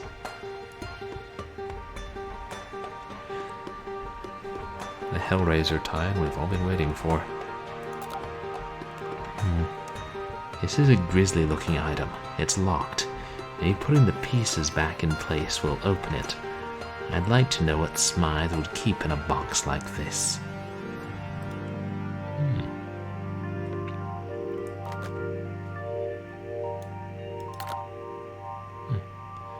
That shape doesn't fit there. Several Maltese crosses.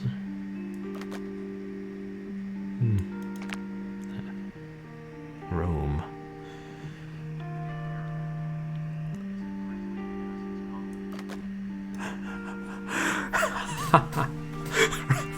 This communist, like grizzly Russian bear. Good one. In Soviet Russia, puzzle box opens you. Oh, that's somebody impaled on a spike. Okay, it's kind of grisly. And I'm guessing that... Yeah. COVID must be so hard on kids. It's like... Oh, that was right.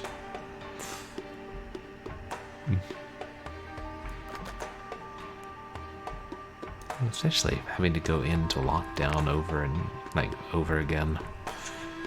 I feel sorry for kids growing up now. I can't tell what that says.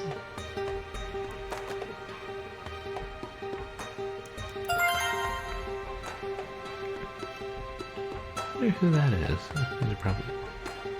Oh dear. And now this game is banned in Germany.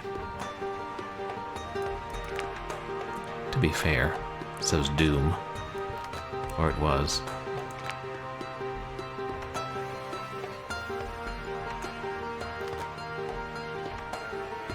Oh.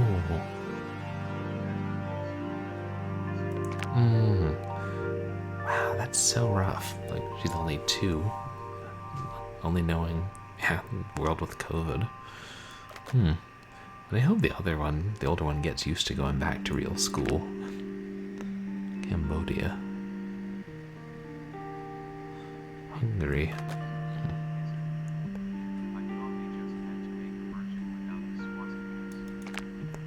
Oh, yeah, maybe that's it. It's probably not banned. It would be censored. And I don't know if this game was even released in Germany. I mean, that's interesting, since I got this from the Game Giveaway of the Day site. I wonder if, they have a game like this, and they have to say, okay, it's not, can't be downloaded by German people today.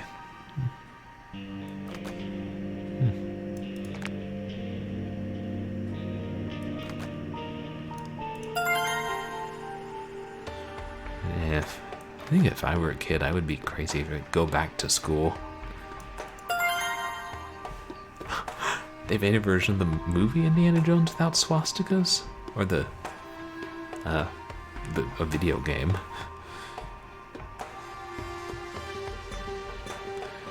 It seems like in movies and things you can have swastikas in Germany, but not game. But, what do I know? I wouldn't presume to know why the country that banned river aid so it wouldn't damage children does things. Oh, okay, yeah, like Fate of Atlantis, maybe. I mean, I'm glad it still got released there.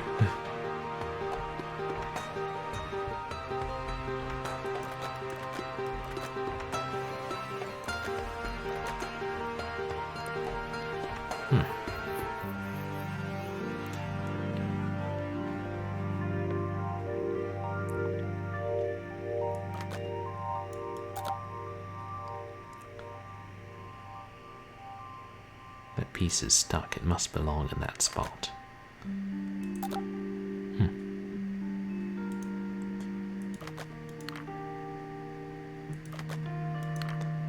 Trying to see what...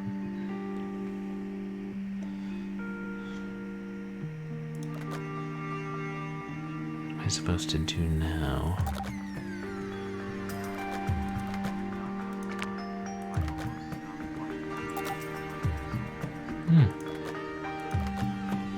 Oh, really? The man in the high castle had too many swastikas?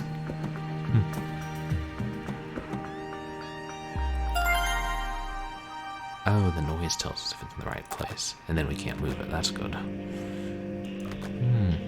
Did you enjoy it other than that? I haven't seen that. Oh, look, they turn darker when they're in the right place, too. That's useful.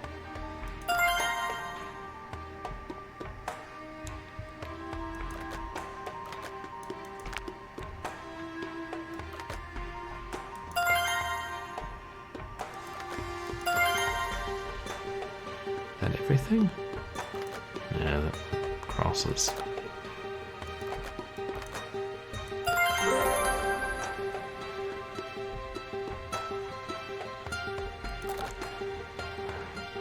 I had no idea these kinds of souvenirs were being sold. That's disgusting. Oh wow, that does sound like a ridiculous amount of them, like on phone dials even. These souvenirs, are these like evidence from the trial of Ted Bundy? Items confiscated from the raid on Charles Manson.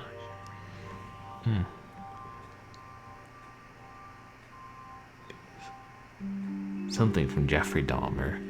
Oh, you didn't like how the show ended. Yeah, it could be the book is better. It's substantially different.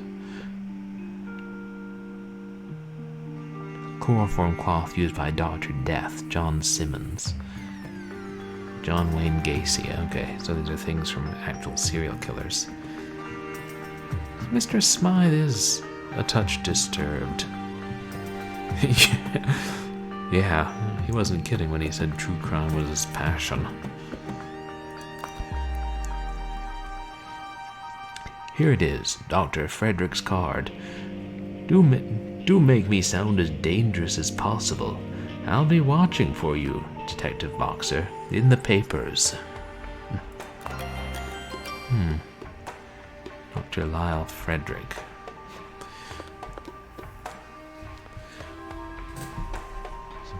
I wouldn't say it's likely that Smythe is the murderer, but he's certainly a creepy fellow.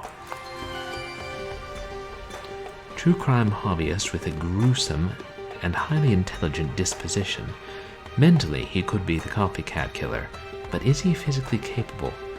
His obesity confines him to a mobile chair. He does not fit the dapper description of the killer.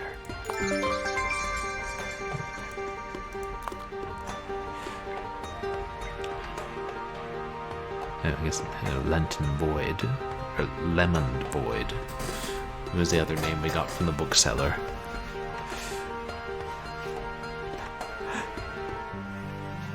Like the Zodiac Killer. No, that's another one I'll copy. This is the block where Mr. Boyd lives, but the house numbers are usually painted on the stairs, and the stairs are being repainted. How will I figure out which house is number 2761?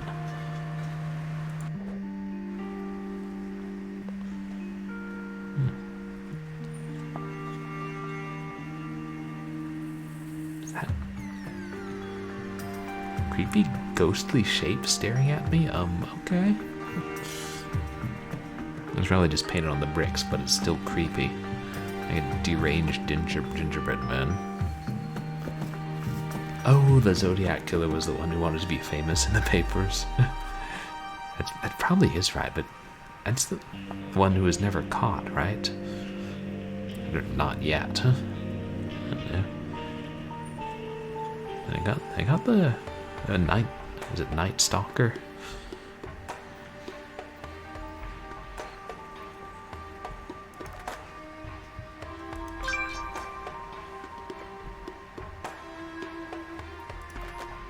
Rags.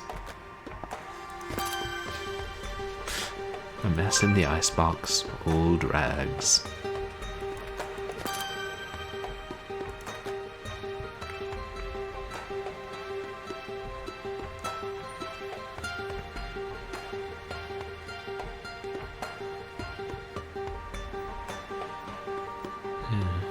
I don't know that much about a lot of famous serial killers.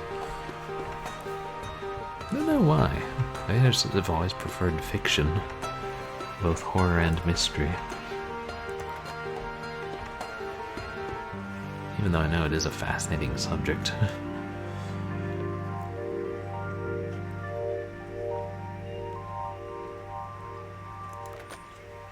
What am I looking for again? For wheel, birdhouse, rags. Oh, and the police gave a description of a black man instead. That's pretty terrible. And that's what helped him get away with it.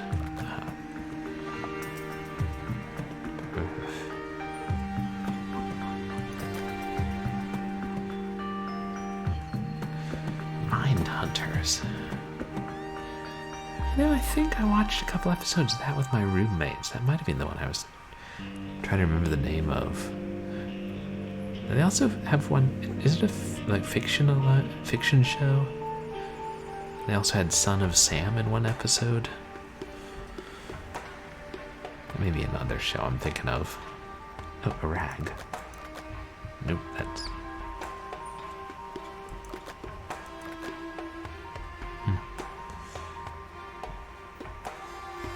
10 more rags, wow.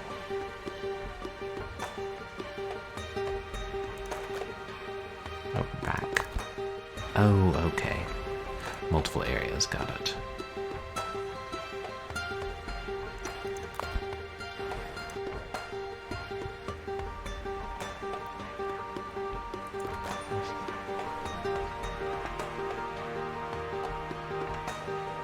Oh, yeah, fictionalized, but features real killers and cases. I probably should watch that if it's the show I'm thinking of. The couple episodes I saw were really good.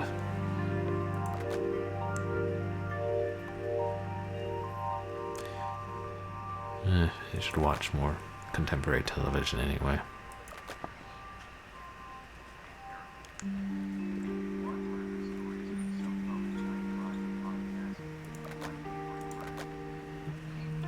My favorite murder. Is that a really good true crime podcast, I'm guessing?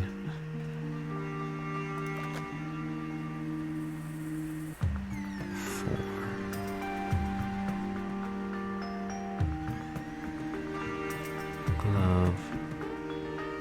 Oh, trowel. Nah, it's a shovel. If ever I saw one.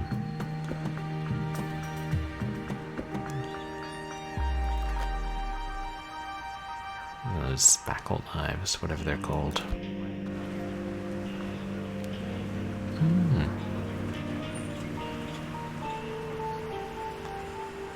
The Doco. Oh, the documentary, Atlanta's Murdered, Missing and Murdered.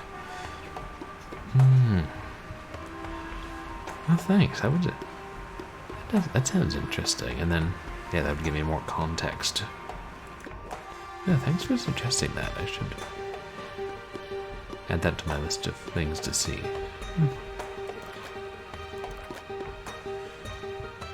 But I do always feel like I ought to watch more documentaries and more stuff in general.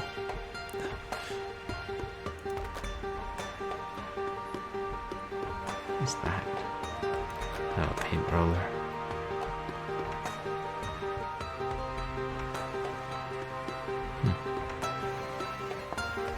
They aren't shears, are they? No, well, like bolt cutters. Or, I don't know.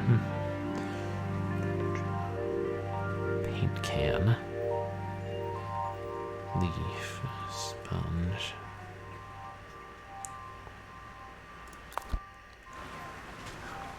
Wait. Wheels. Skateboards have wheels. Oops, wrong one.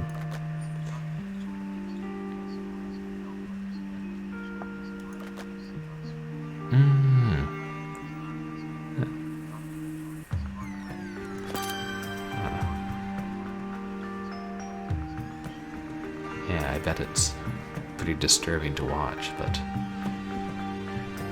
sponge, yeah, and that probably makes you, enjoy the show more and understand it better.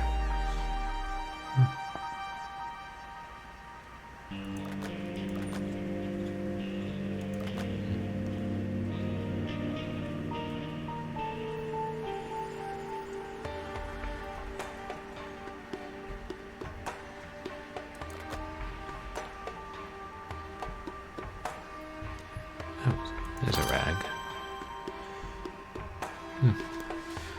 Speaking of real-life serial killers, I did see the movie. Is it My Friend Dahmer? A couple of years ago. A friend of mine got tickets to a preview screening. I thought that was a pretty good movie.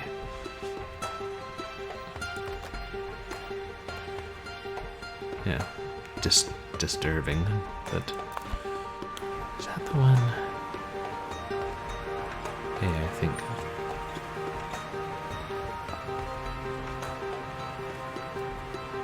I half remember.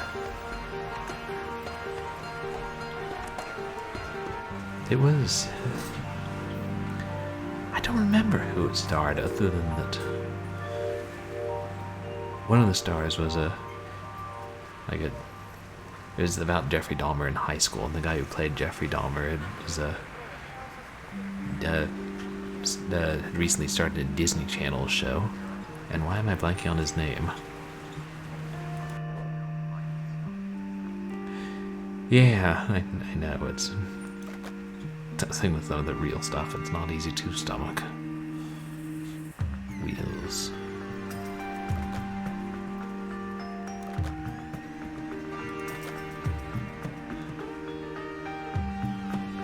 No, just one wheel.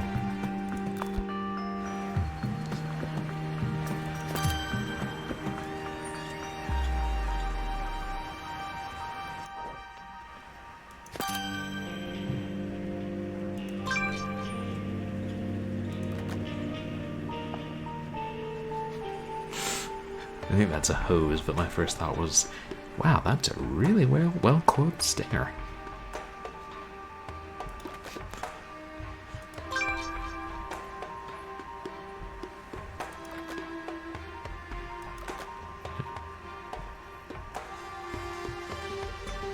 Battle axe? Why not?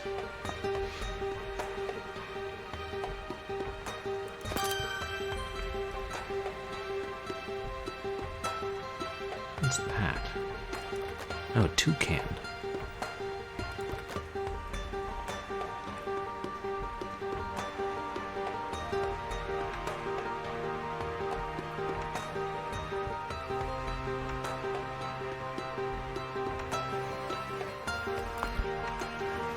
Image.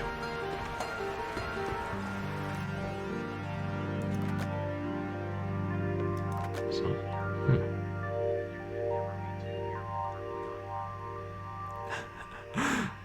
Alright, never be too careful.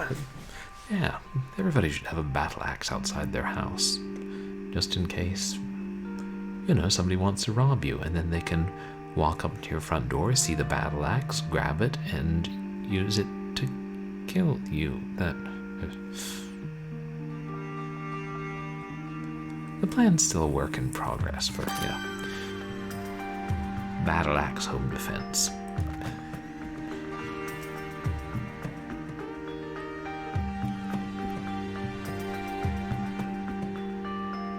Let's see. 4. I guess that's how we know this house is the correct one, or something.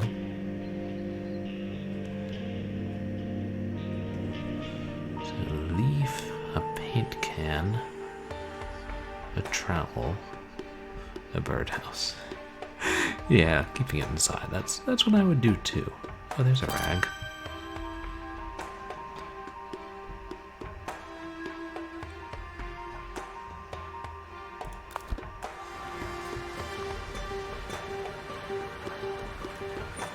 There's a bird in a birdhouse.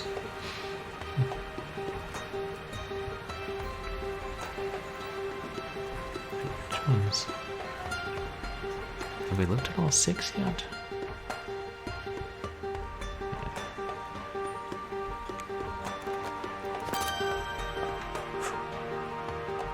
No more rags. Establish that's not paint.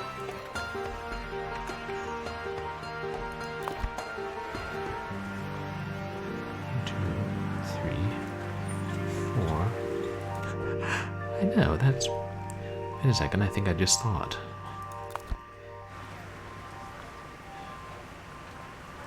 Yeah. Damn. The bird is bigger than his house. Transdimensional engineering, I calls it. Not to put too fine a point on it, say I'm the only bee in your bonnet, make a little birdhouse in your soul.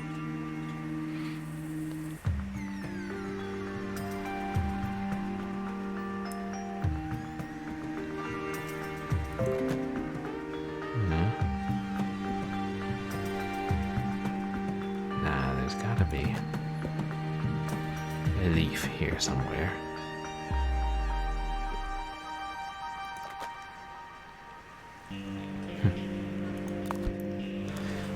Well, now I've got that stuck in my head. There's a picture opposite me of my primitive ancestry, who stood on rocky shores and kept the beaches shipwreck-free.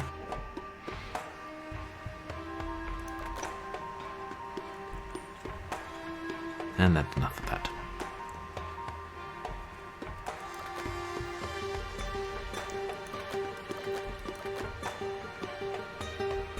You're trying to tell me that's not a paint can? What the hell kind of can is it? That's what I want to know.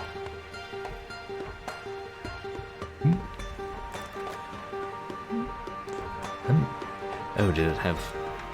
Shit, is it connection issues?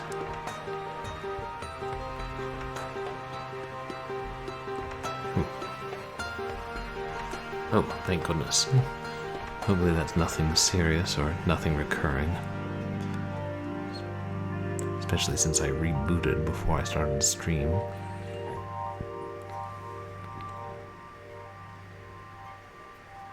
No. All I did in the... right before, while I was gone, was sing about birdhouses and rant about how that is clearly a paint can. Don't care what the game says. Leaf, paint can, trowel. I'm sure that's not a trowel.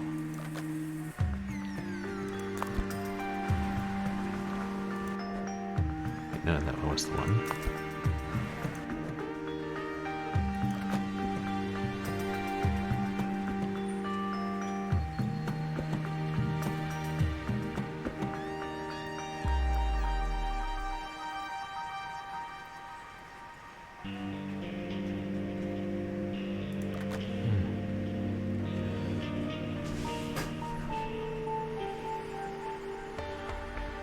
Oh, paint pan. Oh, thanks. Oh, and actually I did see that. Like for a paint roller. Which house? Ah, yeah.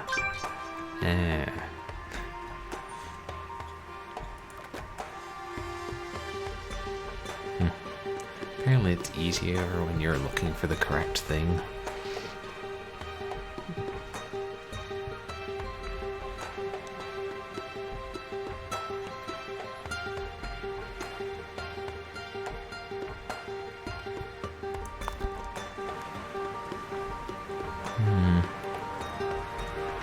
And maybe they're...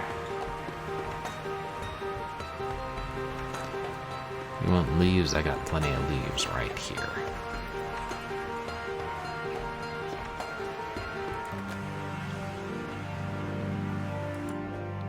Nah, that's just that from another way. Yeah, I know. Well, I guess in this instance it was just me misreading it. Well, the game can be forgiven this time.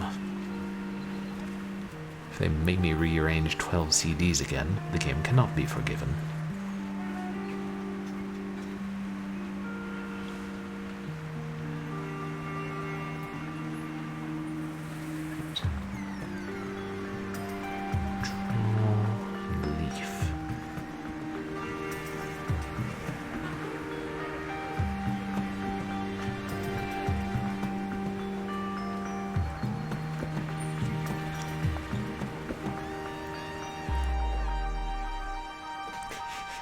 Wouldn't it, though? Is that a trowel by that ball? Ah. Is that a black-eyed Susan? Or a mushroom, maybe? Meh. Easier to tell the difference between those things in real life. Especially when you bite into them. Damn it, now I want black-eyed Susans. I mean mushrooms.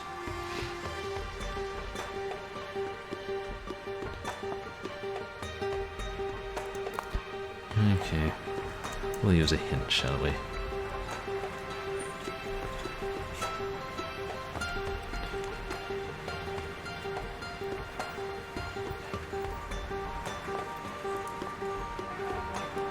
Well,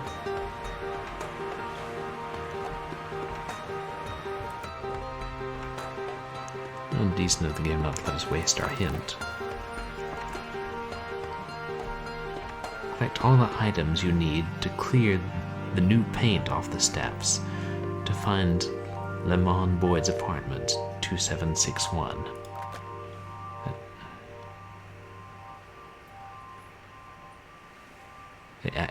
I know we're supposed to find all the items. That's how hidden objects games work. God damn it, Detective Boxer.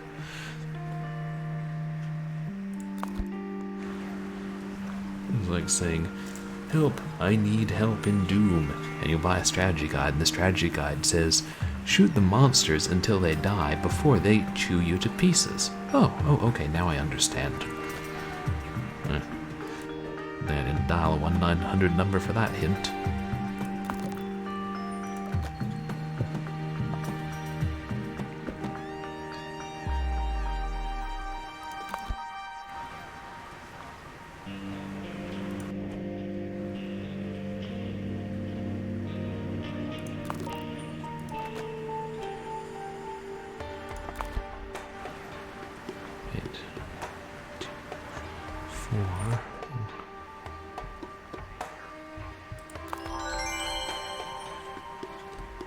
Yes, I am glad we have the internet for hints and walkthroughs. Don't get me wrong, I'll still buy books of secrets and strategy guides when they're at the library book sale, but damn, yeah, I never would have found that. Reticulate little bastard. I have what I need to remove paint. Now I need to uncover the house numbers on the steps. I usually paint it on the front steps. You need to remove the fresh paint to uncover them. The silly people who repainted all these houses are going to hate us, but that's their problem. This is official SFPD business. I know. Yeah, things that are invisible piss you off. So I was going to introduce you to my friend Claude Rains, but maybe we'll hold off on that.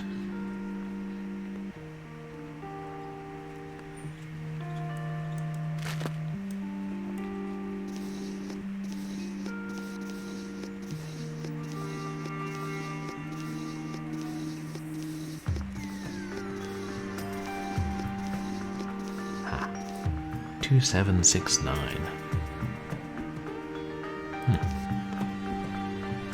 Really? Where some houses have their addresses painted? I don't think I've seen that.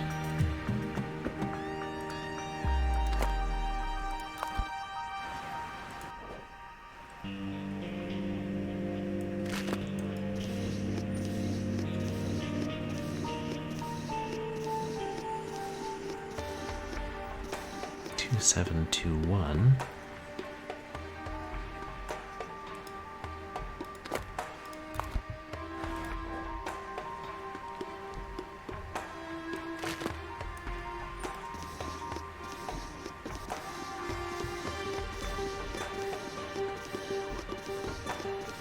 Yeah, I don't know. Maybe the game made up the whole having the numbers on the stairs thing. 2743. Also, exactly how are they numbering these adjacent houses? I am confused.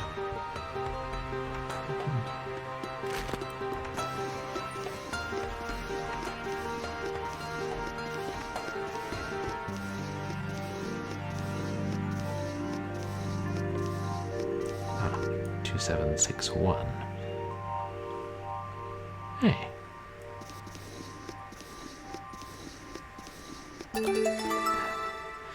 Two 761. That's the Boyd address. Finally.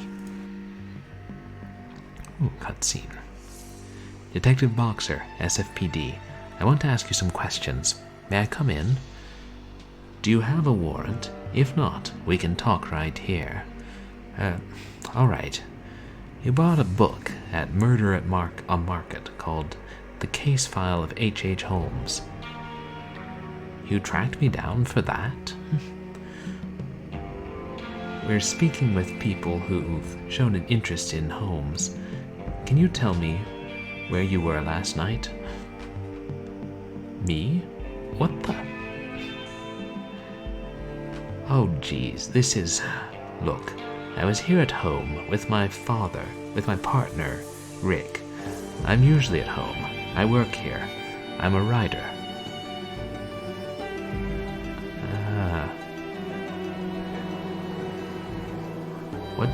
What do you write, Mr. Boyd? Fiction, mysteries. It's none of your business. Yeah, from what little I know about him, H.H. Holmes was a pretty unpleasant subject. I'd like to speak with Rick if he's home. His name is Rick Davies, and he works at the Orpheus Theater. I have to go. Goodbye. Paranoid much, Mr. Boyd? Lamond Boyd, would-be mystery novelist with a connection to rare H.H. Holmes material. Evasive and uncooperative during interview. Physical type might fit the description of killer, but no English accent. Why does he fear the police?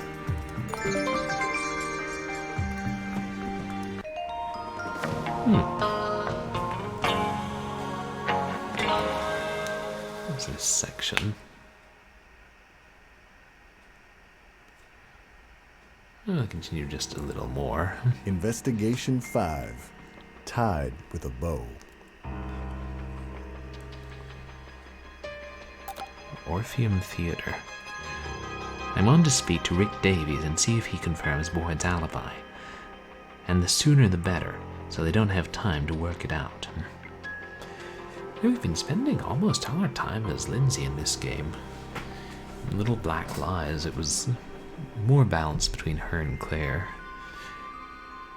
And Cindy some, and I don't think we ever played the mysterious fourth lady. It was probably not mysterious if you read the books or seen the TV series, but they haven't introduced her, so she's mysterious. This is Rick Davies' dressing room. He's on stage rehearsing, and they told me I could wait here. Of course I can wait here.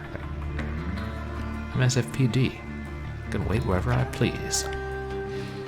Rick Davies is an actor. This has interesting possibilities. I wonder what role he's playing right now. Maybe I can figure it out based on the items in his room.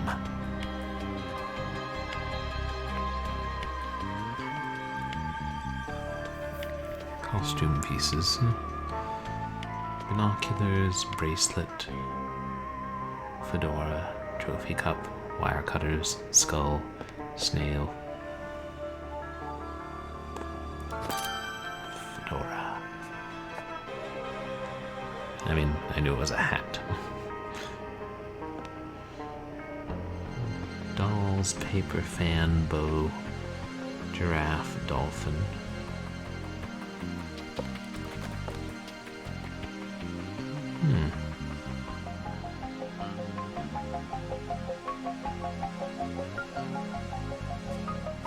What's that? It is the giraffe.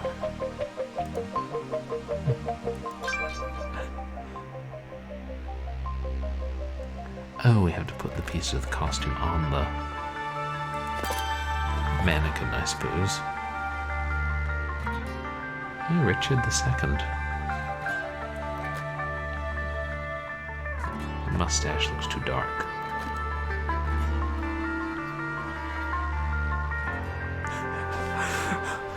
Oh, right. Then you're trying to pick up women wearing fedoras. I wonder when that became a thing. Wire cutters, maybe?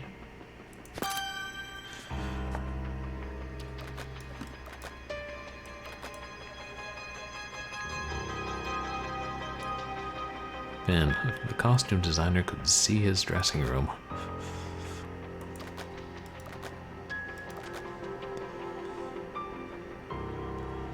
I don't have a good grasp on what,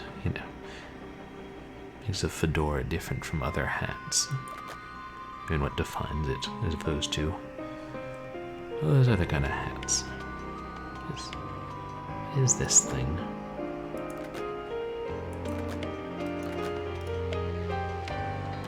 Shoot, I dropped it.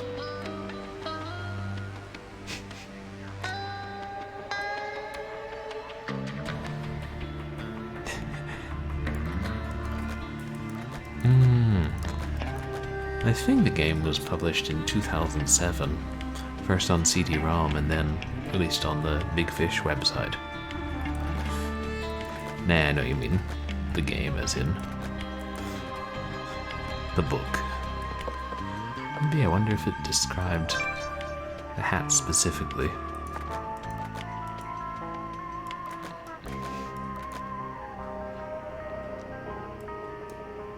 Speaking of hats,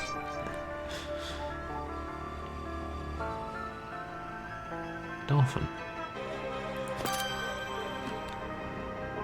All the great actors draw dolphins on their mirrors.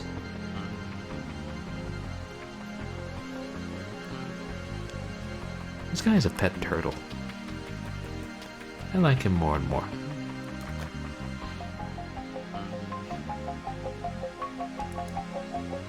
What's that?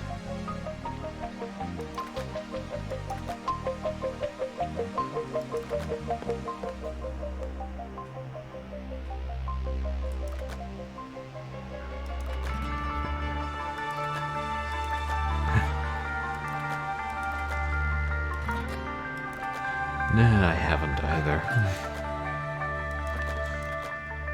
I'm sure it's a fascinating piece of literature.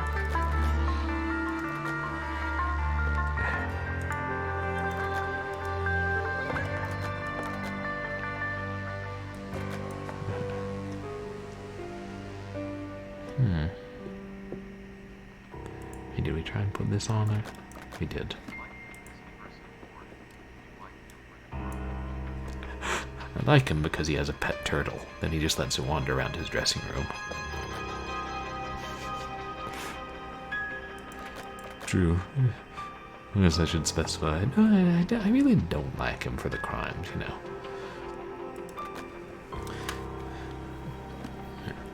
Carving up people, killing elderly couples with poison gas.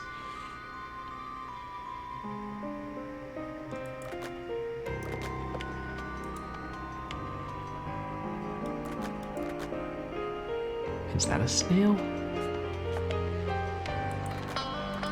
Yeah.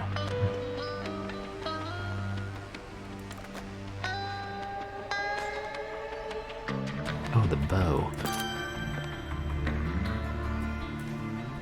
Dolls. I forgot to look for dolls.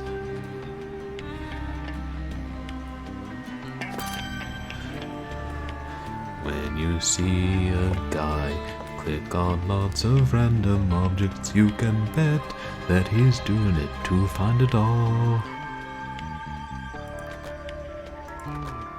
Something like that. And scansion though.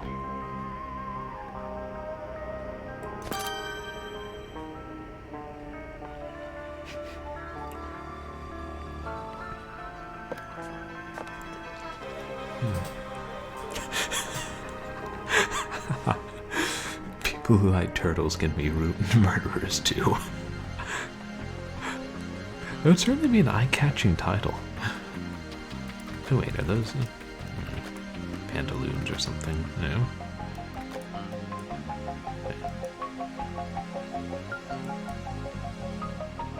Oh, a necklace.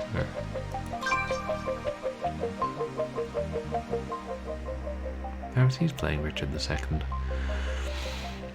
Or Richard III. Yeah.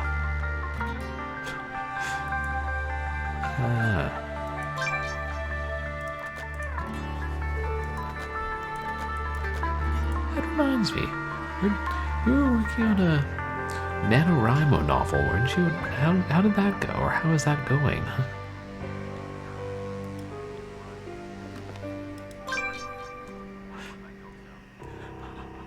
That's still just a great title. Heck, it could even be a song. Oh, that was the fan. What is that? No, just flowers.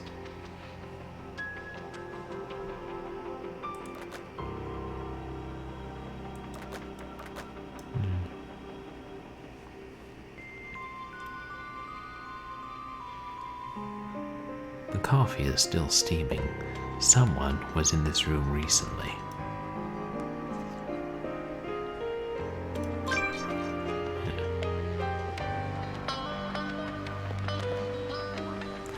Hey, 21,000. That's good. That's good. And just because a month's over doesn't mean you can't finish it. There's a snail on the molding. This is my painting now.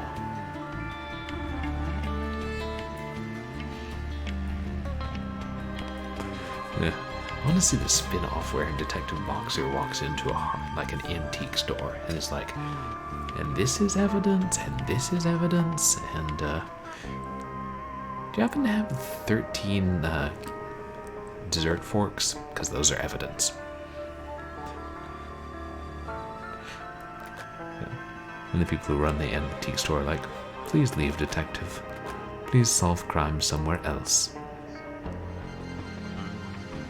Is that this? Is that a sword, maybe?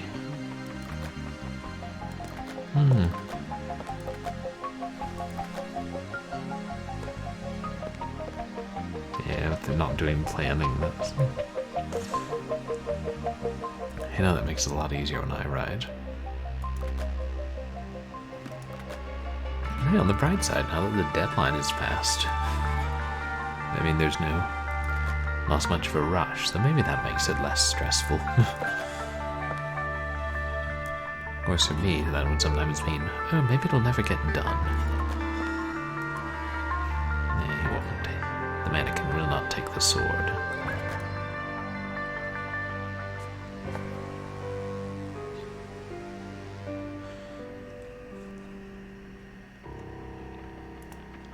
Basically just the costume.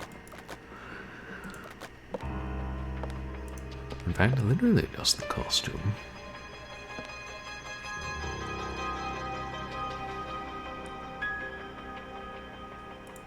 I wish I could figure out what this little thing is.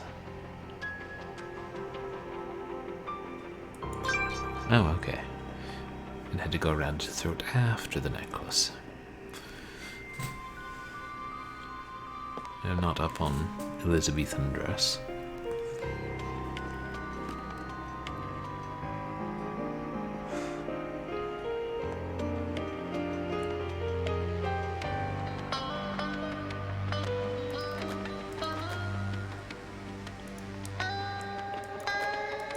He still won't put on his damn coat. You'll catch your death of cold if you don't.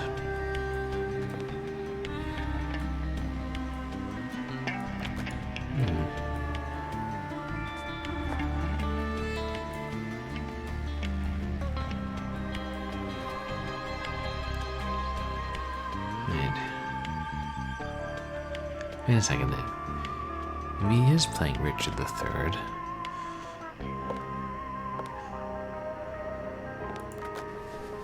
And does he need a bird on his shoulder? I mean Richard II, sorry. You notice how nobody ever talks about Richard V? Yeah.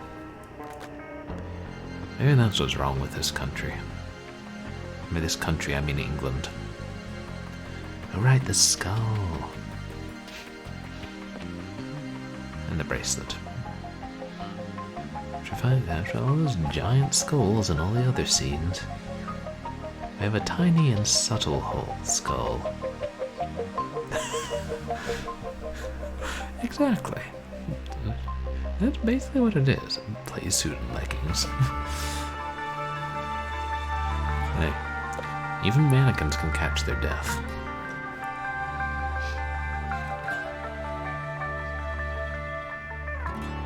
I don't think there was a fifth. Which could be why you don't hear about them. About Richard V very much, but there could be other reasons.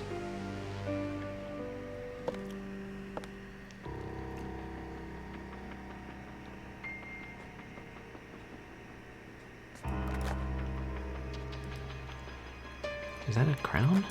Something? Nah.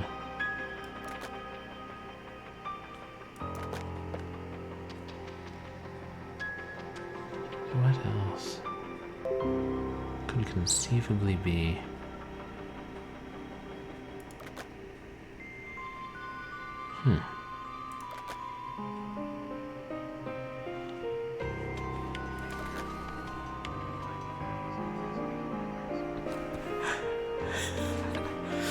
Right.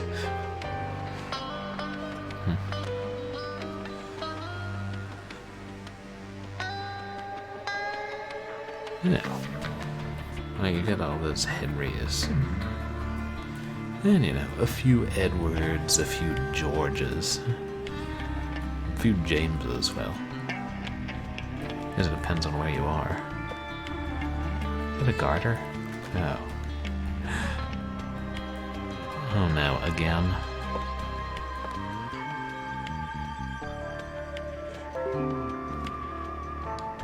That's what that noise is. It's OBS disconnecting and reconnecting. Huh.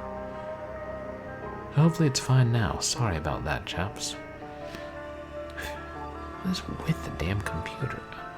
I mean, maybe it's the internet.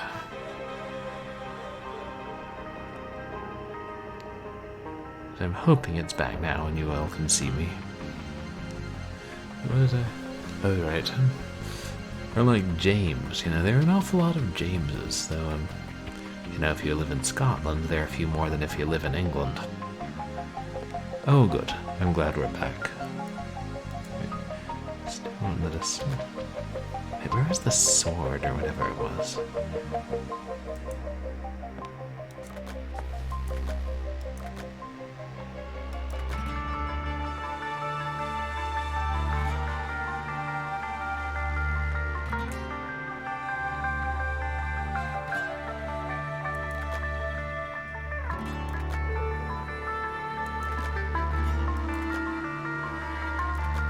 Oh wait, there was a belt. Where was that belt?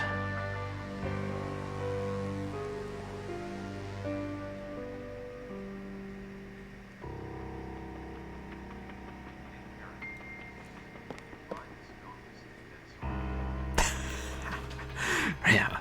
Stick the sword in a stone and then let someone else pull it out. If nothing else, just, you know, chuck it into a lake and see if someone catches it. And if they don't, then I guess I'll just have to dive into the lake and go get it myself. And then people will see me coming out and they'll be like, the lady of the lake. And I'm like, no, just a tired SFPD homicide detective with some unorthodox theories. The lady of the bay. Chuck it into the San Francisco Bay. Right, and if someone does catch the sword, then that's pretty awesome, hey. And you're like, hey, there's some, you know, mythical lady in San Francisco Bay catching swords. And everyone will be like, Boxer, you've worked entirely too much. Go take 2 weeks paid leave. Meanwhile, the killer shall strike again. I mean, it's highly unlikely that the killer is actually a shapeshifter who sometimes lives in San Francisco Bay. And it's also highly unlikely that a sword with Lindsay's prints would be found, like, stuck into somebody's chest a few days later.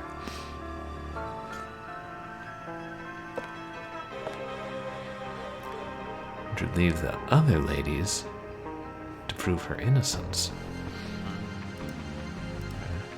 Where is that damn belt? Where did I use the belt? Oh, plot twist. The mysterious fourth lady is actually the shapeshifter from the Bay, and also the killer. And also Jacoby. Derek Jacoby. Yeah, if we could get him to act in this game,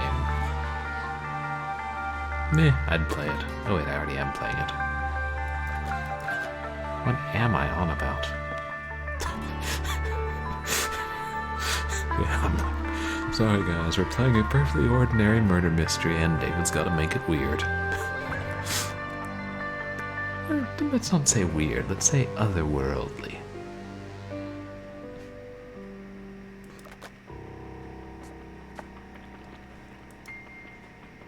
Wait, oh, there it is. The things our brains do if we don't watch them closely. There, that holds the sword. Now will you put this on? Thank you, your royalness. Right, creative. Hey, and things can be creative and weird. That's the beauty in life. The beauty in fiction.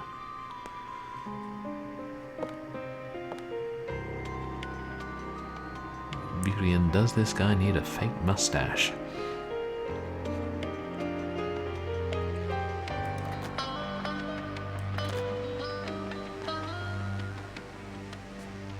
Is that a pen or a mustache?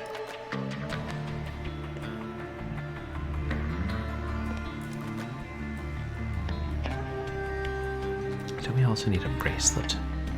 Oh, and a skull, blast it. Wait, is that the skull? Yeah, dark skull. Like the, here's a puzzle cursor in The Seventh Guest.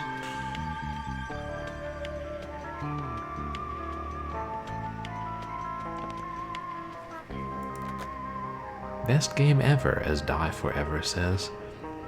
I don't know that I would quite go that far.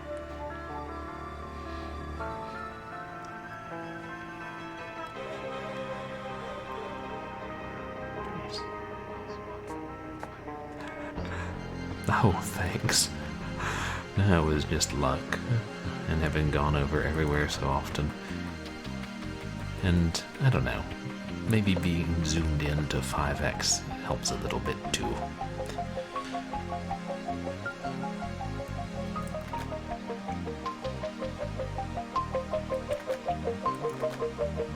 Damn. I know I tried to pick that thing up.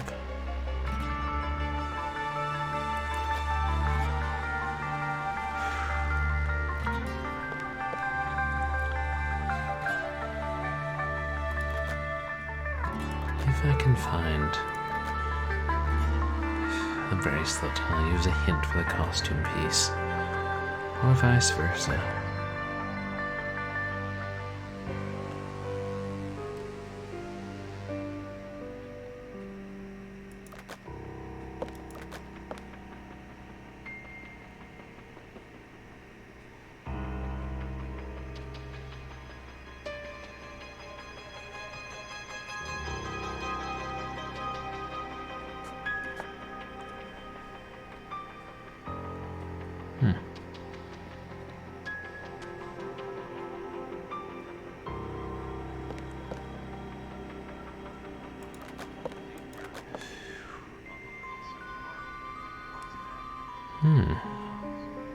A little sofa arm over here.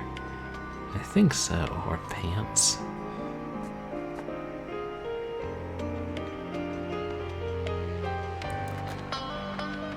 I don't know the costume piece we're looking at as a mustache. It just, based on the poster, I think at a reasonable chance.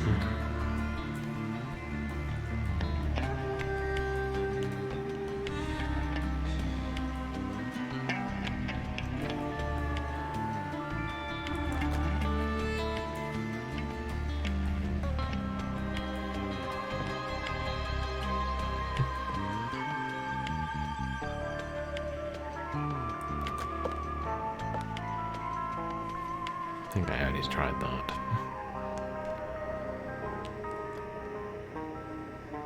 What's that?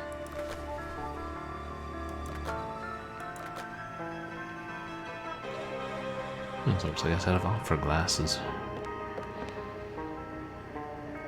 Or just glasses.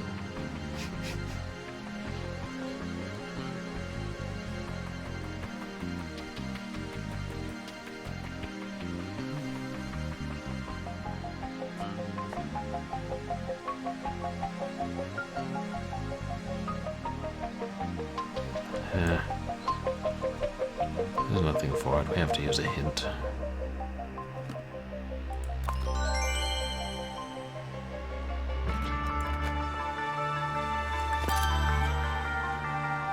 That was the bracelet.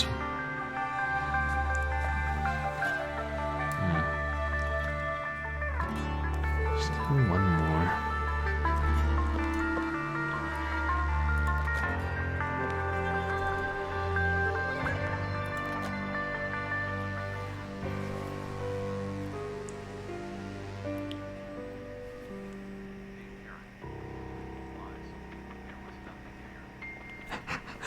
No, it was really small. I saw it earlier and I thought I clicked on it, but I must have been off by a pixel. That would be quite the way to troll players, though. Wonder if a hidden objects game has ever tried that before. All I'm seeing, assuming this is the costume, all I'm seeing left is a mustache and a bird.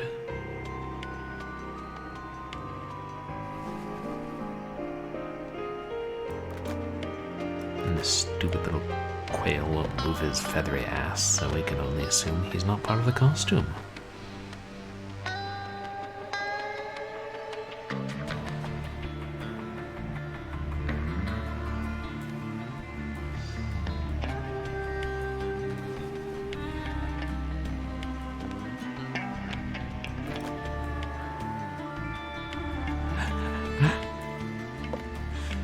Yeah, that's what I was thinking. There's a bird on his shoulder. This must be the version of Richard II where he sings to woodland creatures. You know, Disney's Richard II, which I must confess is one of the Disney movies I have not yet seen. It does intrigue me, though.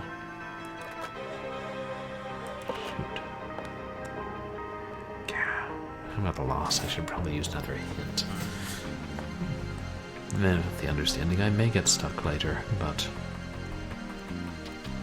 meh.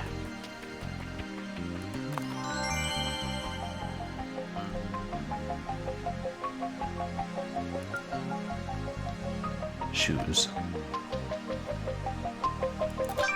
Understandable.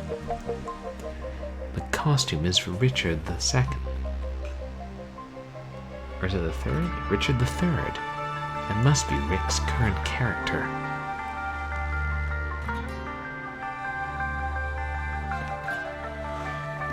Okay, it did say Richard III. And I kind of thought it looked like Richard III. Rick Davies. Rick. It's true. Last night Leonard and I stayed in all night. We had some wine, watched AMC. He helped me practice lines. You know, the world has grown so bad that worms may prey where eagles dare not perch. That's Richard III. We open this weekend.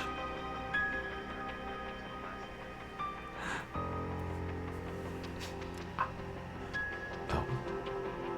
Damned. Bloody internet.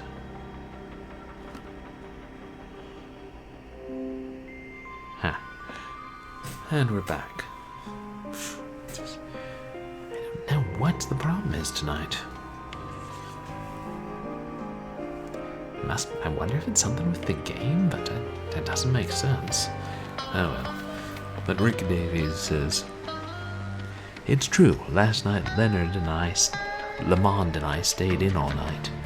We had some wine, watched AMC, he helped me practice lines. You know, the world has grown so bad that worms make prey where eagles dare not perch. As Richard III, we open this weekend.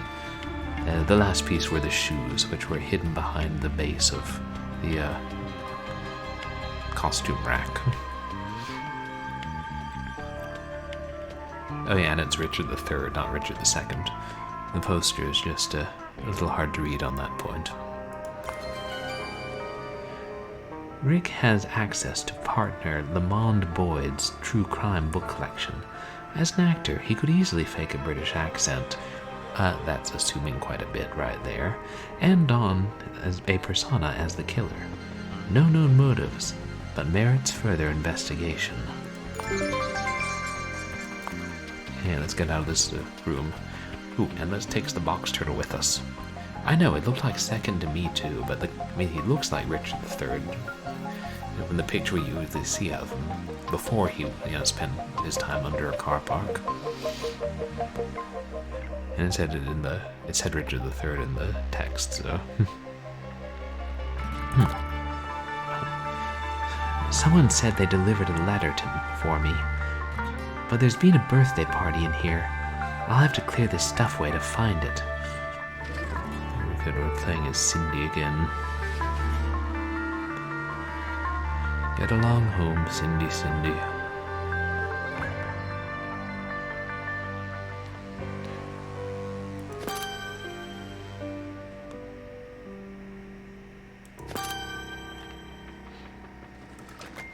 Yeah.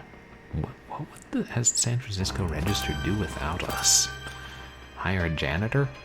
Maybe? Hey, welcome in, Abracadaggers. How's your night going?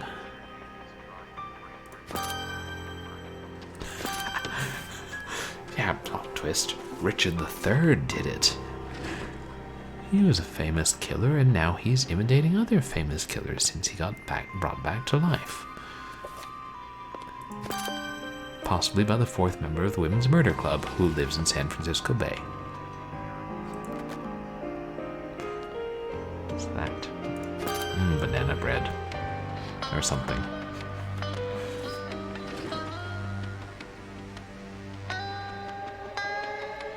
Yes, or even cup. Okay, cake. Hap and Day. What happened to P-Birth?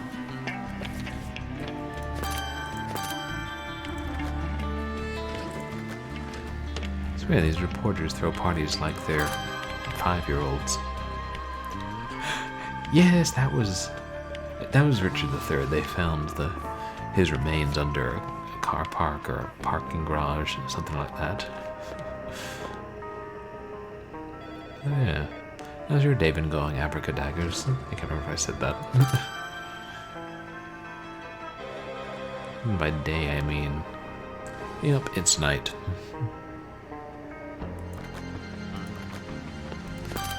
Some were born to pure delight, some were born to endless night.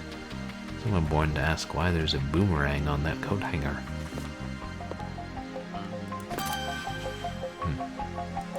Oh right, that's just the ostrich egg. Yeah. Grabbing all these balloons. Now I know how Pennywise feels. Ah, it was a university car park. You're probably right, I couldn't remember the details. Just, oh hey, it's pretty amazing. There's Richard. Whoever had the party didn't bother to open their presents.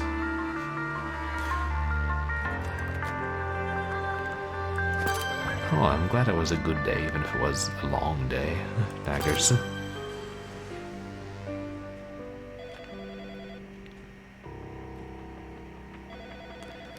In addition to skulls, what is it with everybody having birds? Also shuttlecocks. Maybe the shuttlecocks are part of a trail the killer's leaving. Ah, University of Leicester. Wow, Speech Chat said that right. Good on you, Speech Chat, knowing your old English. Now, if we could just get a little work on your Spanish and French. And Esperanto. Chocolate. Wait, is that? Yeah.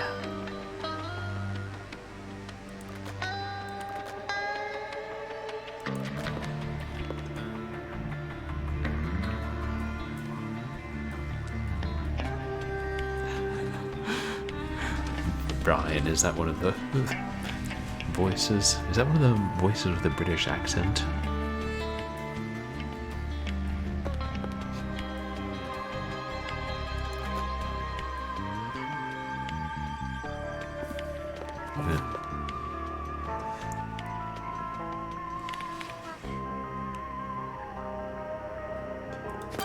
I used to say Leicester. I was referring to the bank. Alliance in Leicester. I mean, Alliance in Leicester.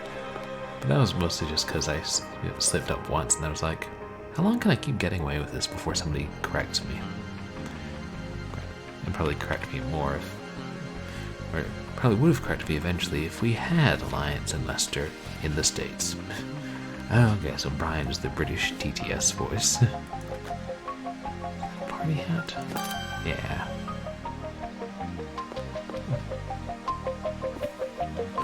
Now, who's been leaving chocolate around this office? Candles. Cakes. Cups. Oh god, we got lots of more ribbons. Damn.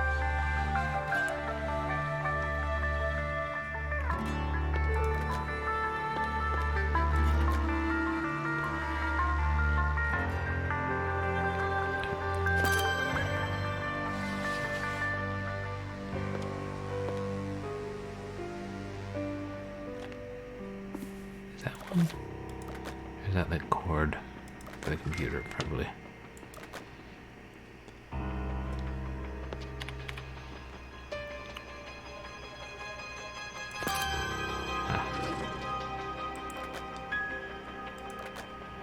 Those are glasses.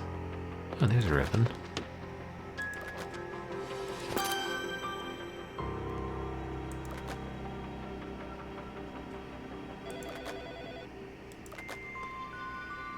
Is anyone gonna get that phone? Nah. We're too busy picking up ribbons.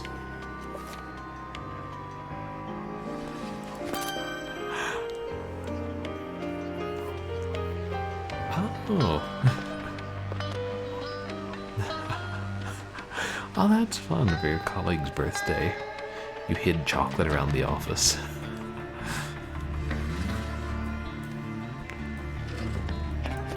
Yeah, that sounds fun. An exciting way to celebrate.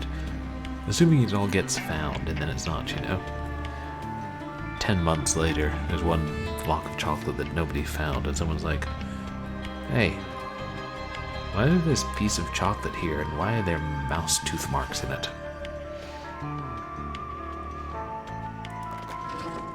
Whereas I'm not saying the chocolate attracted the mice. I did wonder why that skull had centipede legs. I thought it was just, centipede skull. Centipede-legged human skull. Why not? A few hints to make sure no chocolate was left. Is that? Yeah.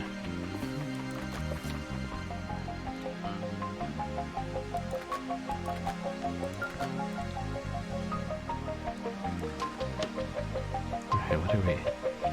Cakes, candles, cups, ribbons. Napkin chocolate.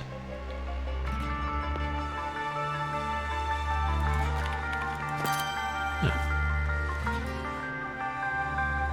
The next care we're on napkin problem.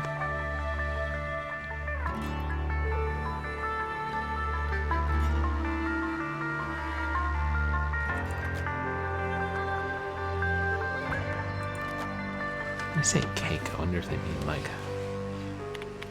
plates with slices of cake on them. If there are that many left around the office, I think it says something about the quality and the skills of whoever cooked the cakes.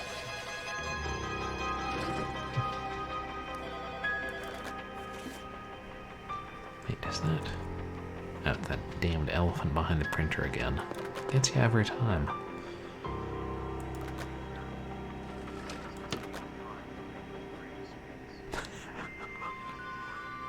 Yeah, I'm like, damn, this game is making me hungry.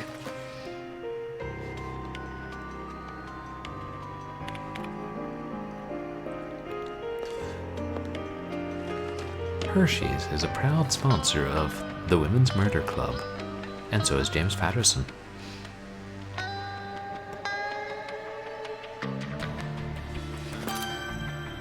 That's not a cup, that's a mug. They're entirely different things. Yes. Hello, Floodlight Games. What is your address? I will be sending you a dictionary very shortly. Swear to God, that looks like edible chocolate.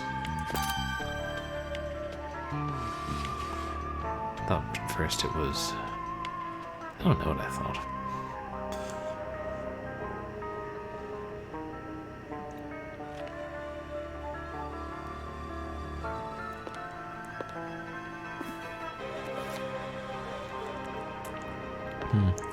Will somebody please call Mr. McGruff and tell him he left his hat at the San Francisco Register? If he doesn't get here soon, someone is going to take a bite out of it.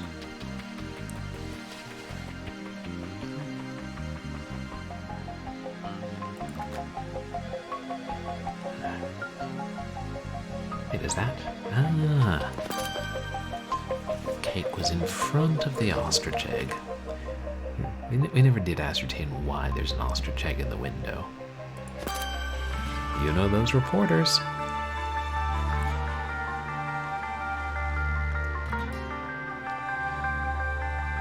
trying to click on that, right? Yeah.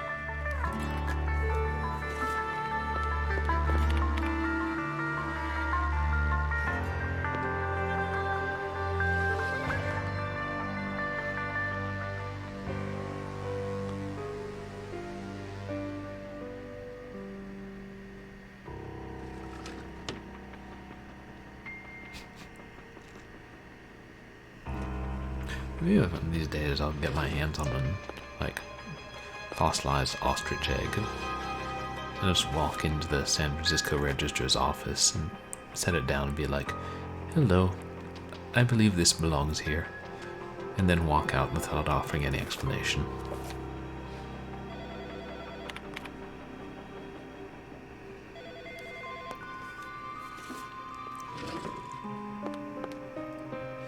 You make a very large omelet with that egg.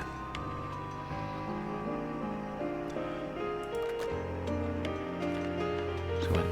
Candles. Ribbons. These dander ribbons. Is that one weaved over there?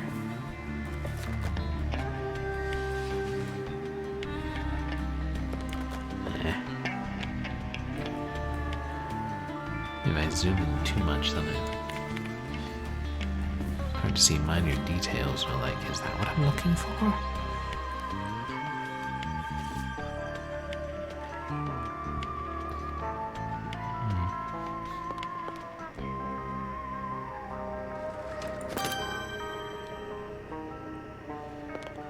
Is that? It is another cup. Huh. That cup is very short, or that set of CD-ROMs is very large. You know, espresso cups are one thing, but that couldn't hold more than, what, 1 fluid ounce? Wait, is that? Well, that was a candle balance on the edge of the VHS tapes.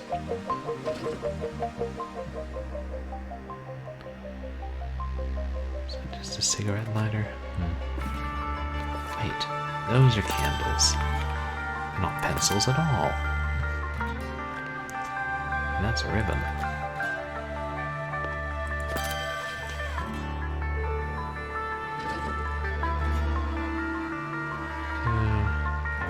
Yep, just cake. Nothing but cake. Cake it till you make it. And then make the cake.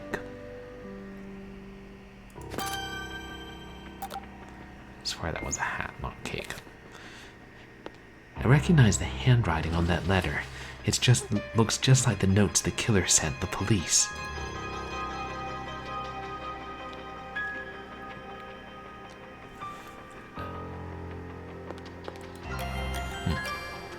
Dear Miss Thomas, your article about me was fascinating. However, I feel you're missing the spirit of the thing, especially with the moniker Copycat Killer. It's a tad juvenile, if you don't mind my saying so. You're missing the craftsmanship of my tableaus. The purpose of my art is to remind the world what humanity is really like, to force them to stare its darkness in the face. You do see now, I'm sure. I'd rather talk to you than the police.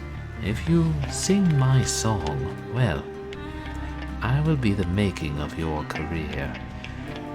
Yours most very truly, R.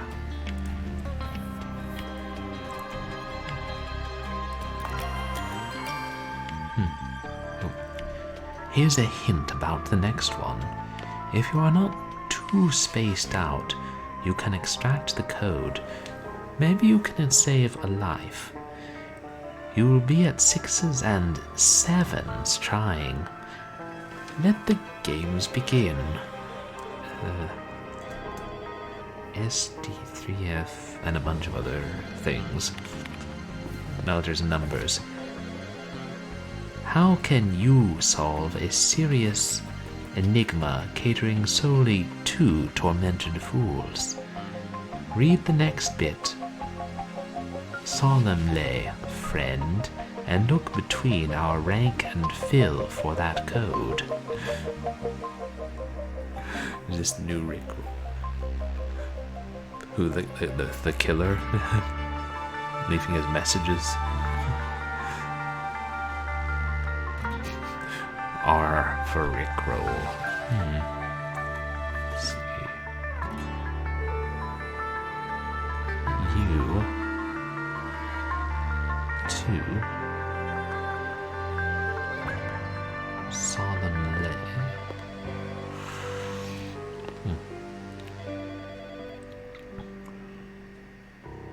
Oh well, I should continue. It is from the killer. Man, this is creepy. I should call Lindsay, but this riddle. I'll just give myself a few minutes to take a stab at it. Oh good, so if we don't say it's solve it in a few minutes, Lindsay will come solve it. Oh wait, we also play Lindsay. I'm supposed to extract a code from this text. I think the words spaced out and at 6s and 7s are hints.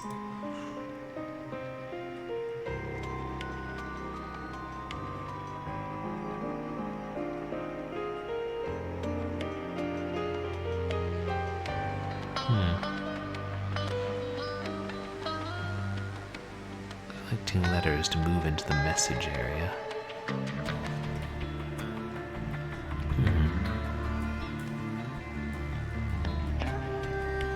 Spaced out.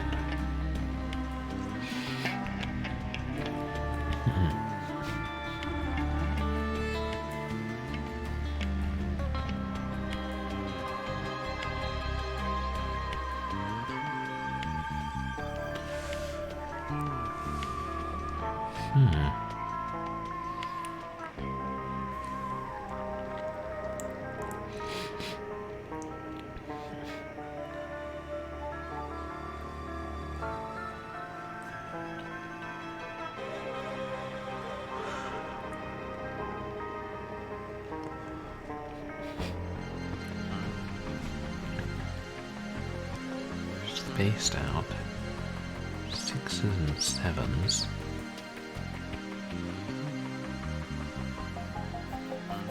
There are no 7s, are there?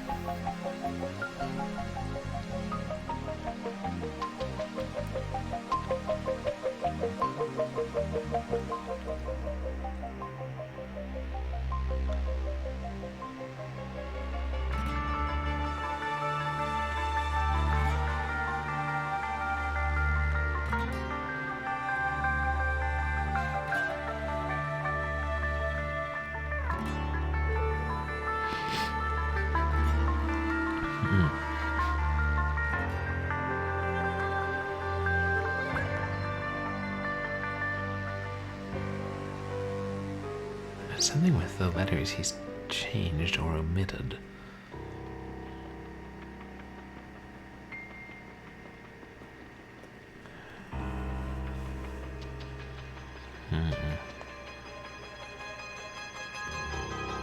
Sevens.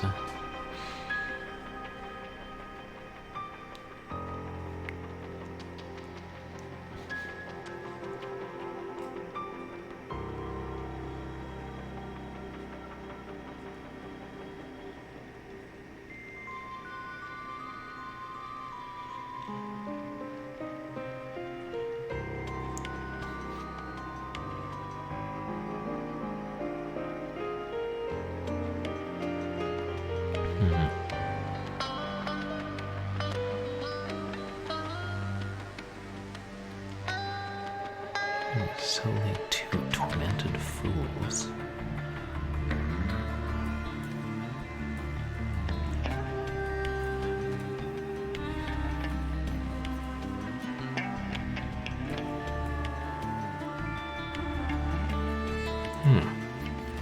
If anybody else has any theories, I'd be happy to hear them. I'm not.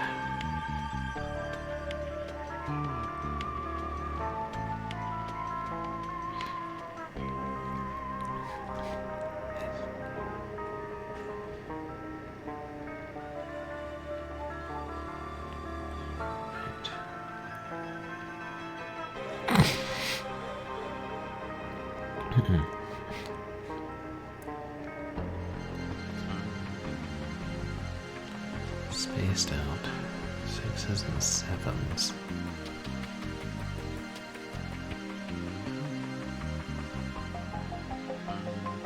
If we tried every seventh letter.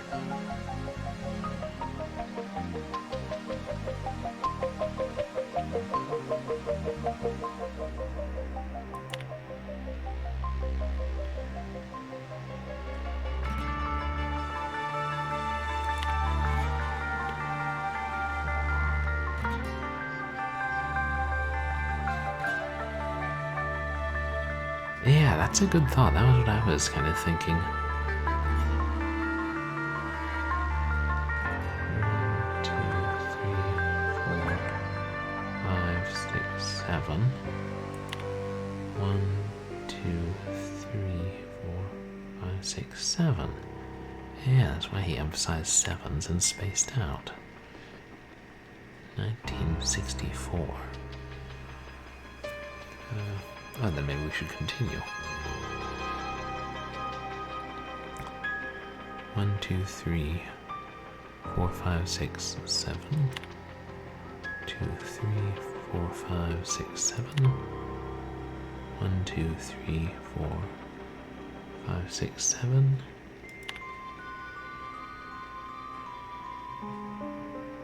1, 2, 3, 4, 5, 2, 3, 4, 5, 6, 7. 1, 2, 3, 4, 5, 6, 7. Did I count that right? I doubt that's right.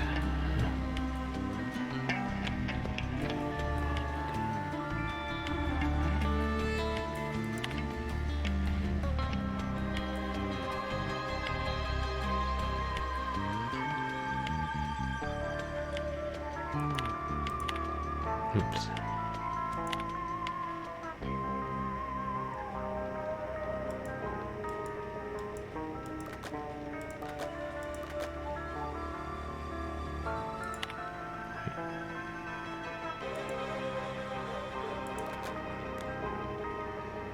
And click on the letter.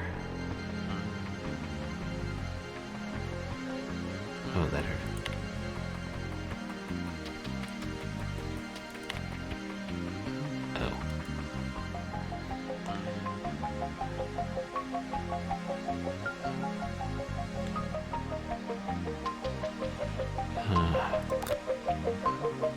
We know that part's right. Oh, USCG. Postman. Hey, that's a good thought. No, maybe you're right. Maybe that is what we're supposed to keep doing.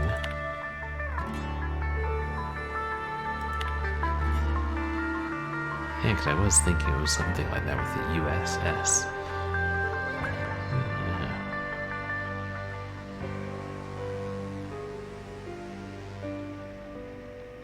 Wait.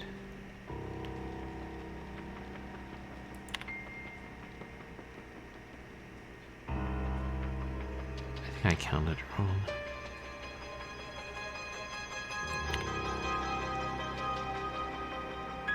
1, 2, 3, 4, 5, 6, 7. Yeah, that's it.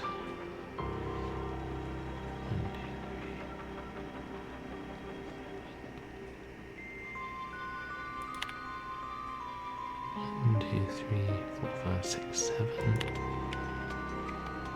1, 2, 3, 4, 5, 6, 7. 1, 2, 3, 4, 5, 6, 7. Wait.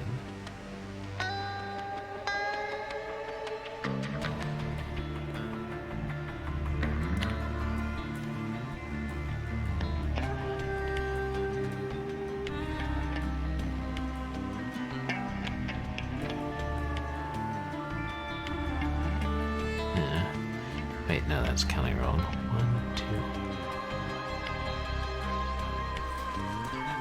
Oh, really? In Pro Coffee Cup's parents were Coast Guard. That's a good thought, although I think that was just from me counting wrong, and then now maybe we're on the right track.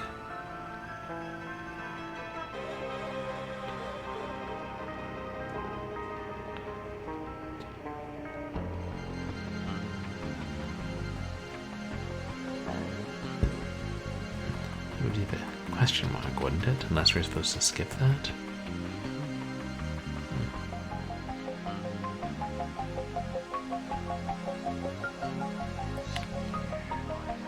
Maybe we're supposed to skip it. Oh, hey. Here's a raider leading raiders. Welcome, raider. Hey, welcome in, Twigga. Garden Raiders, thank you so much. How are you guys doing today? Streamer streaming game on stream. Streamer, I'm afraid. Streamer, you must pause my stream. Streamer got a raid. Here's a raider And leading Glow. raiders. Welcome, raider. Welcome, Oh, a double raiders. raid. Raiders, alligators, Thank you raider, guys so raider. much.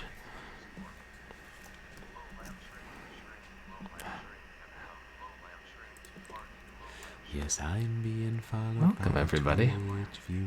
Oh, Night Days. Twitch viewer. Thank you so much for the follow. I really appreciate it.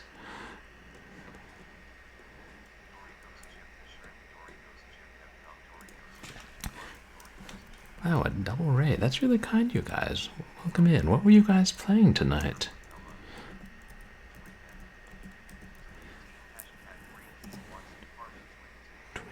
A shout out for Twiggeth thing. Oh, Mario Party Superstars. That's awesome. How did you enjoy that? And what were you playing?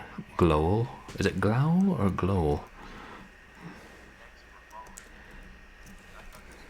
Welcome in there. So, for those of you who don't know me, I'm a purblind gamer. I'm a legally blind retro and variety streamer who specializes in horror games and does a lot of random things. And right now we're playing Women's Murder Club Twice in a Blue Moon, which is a decent hidden object game with based on a series of books and a TV series, and basically it's a murder mystery. Welcome in Night Days and Dark Firewood and Yuppie Pike and Sunstone. Hey, welcome in, and thank you for suggesting the raid. Oh, that was really kind of you, Sunstone.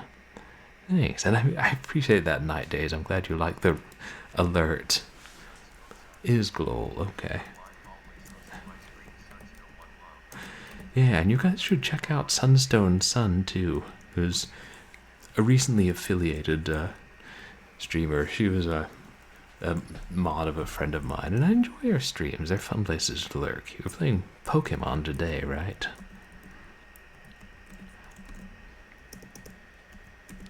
Making sure I spell everybody's name correctly.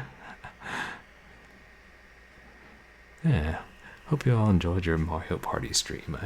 I haven't played Mario Party since some years ago, but I know it's easy to turn friends into enemies with that game. Yeah, welcome in, Raiders. I really do appreciate it. And right now we just got to this part where the murderer has left a message with one of the protagonists, a reporter at the San Francisco Register, and we're trying to crack the code.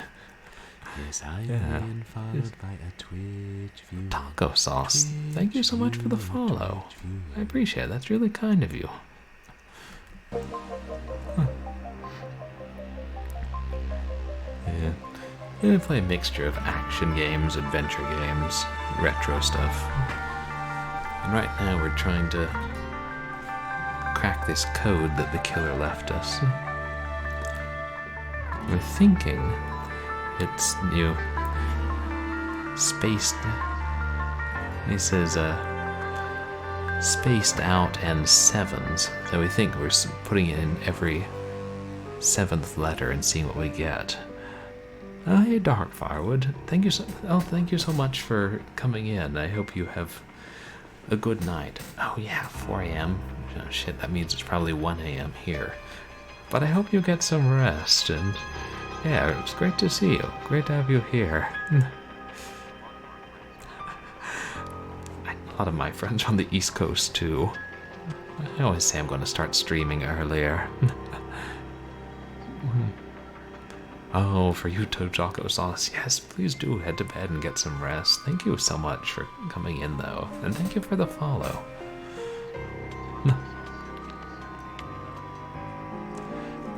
Yeah, hope you all get a good night's sleep. I'm curious, Twiggoth and Glow, what kind of things do you guys normally stream, other than Mario Party? Use asked. 1,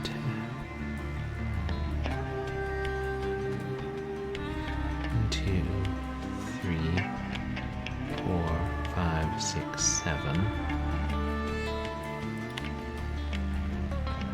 1, 2, 3, 4, 5, 6, 7.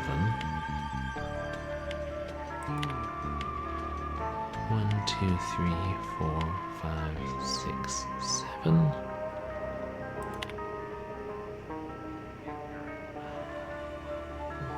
1, 2, 3, 4, 5, 6. Right, oh right, the late streams are good for you people in Australia, so at least I'm always streaming when somebody's on. 1,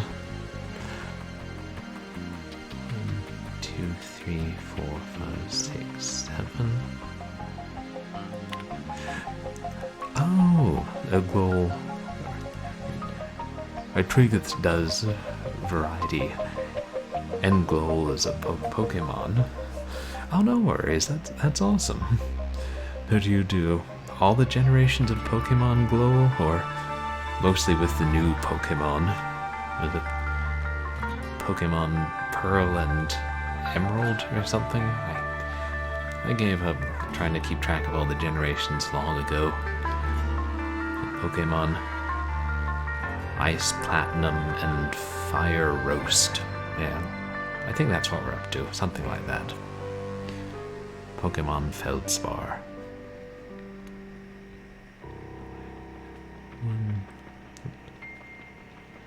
1, 2, 3, 4, 5, 6, 7. 1, 2, 3, 4, 5, 6, 7.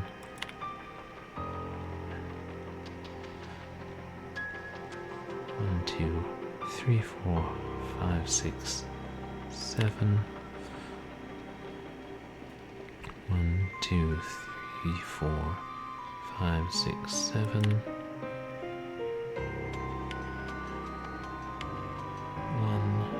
2, 3, 4, 5, 6, 7. This must be it. 1964, U.S. Eastern Seaboard. It must be a hint to the next killer he's going to mimic. I'll check my crime library and see if I can figure it out. Oh, good, we don't have to find the CD-ROMs and put them in order again.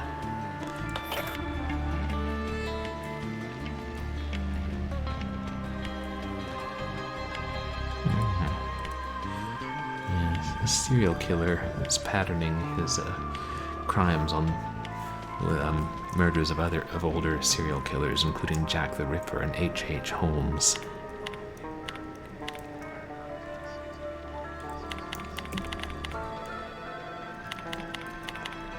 Oh yeah, thanks. Yeah, I don't have to go down and check them again.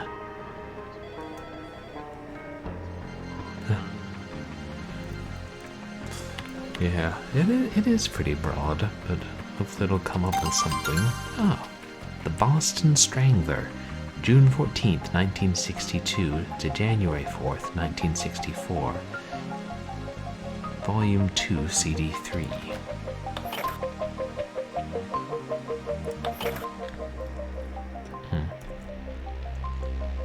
Albert de Salvo, the Boston Strangler, held a reign of terror in the city of Boston for nearly 2 years. He began as a rapist, knocking on the doors of apartments belonging to women and talking his way inside, posing as a maintenance man or even a detective. But his crimes swiftly escalated from sexual assault to murder. His most common weapon was a nylon stocking belonging to the victim, but in several cases attributed to the Strangler, the victim was shot. One of the reasons he was difficult to capture was because his victims, though always female, varied in age and ethnicity, making it difficult for the police to predict where he might strike next. Oh, and there's a list of his victims. Yeah, this is a really disturbing part of the game, is reading about these real-life serial killers. I'm calling Lindsay right away.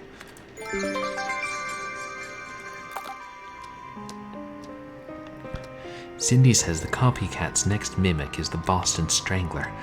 I need to see if there's anyone living in San Francisco with a name on the Strangler's victim list. Yeah. Really a horrible person. I'm glad they finally caught this guy.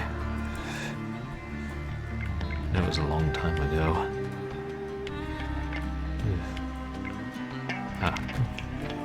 Let's see. Give us his list. There. Hannah E. Slessers.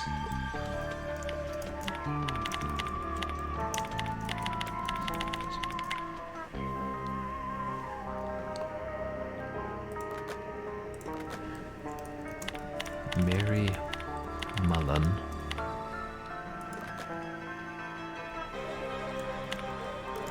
Nina Nichols.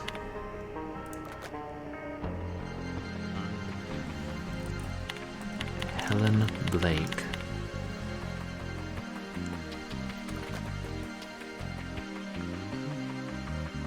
Ida Irga.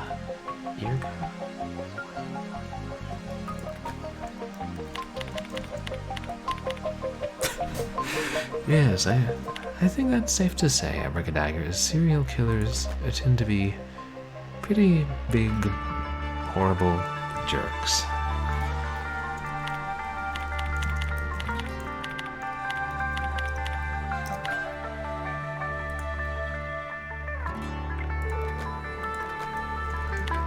Filthy Clark.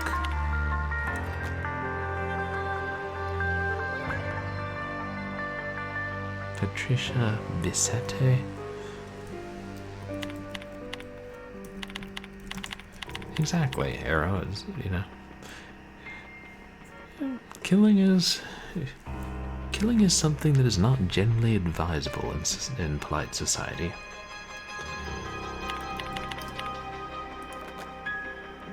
And this is what he did with Jack the Ripper. Earlier he killed somebody who had the same name as one of Jack the Ripper's victims. Mary Brown.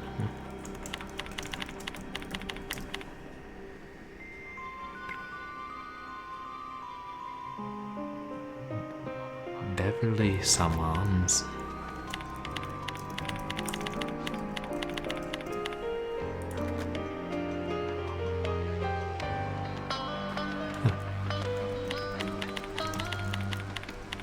Corbin with an I. Yeah, you would hope these, such opinions are not controversial except perhaps in serial killer circles, and I hope those are very small circles indeed. Joan Graff, or Joanne.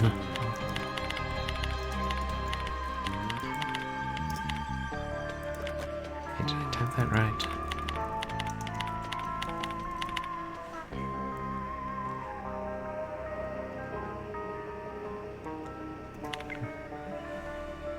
Mary Sullivan.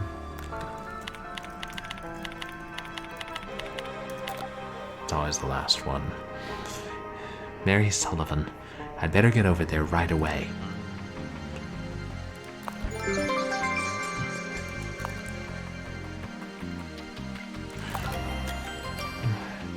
Oh no. We're too late.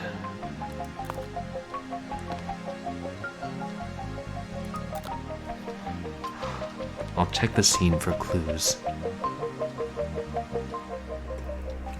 Are any of you guys familiar with the Women's Murder Club series? I didn't. Until I discovered the games, I didn't know it was a TV show as well as a series of books first.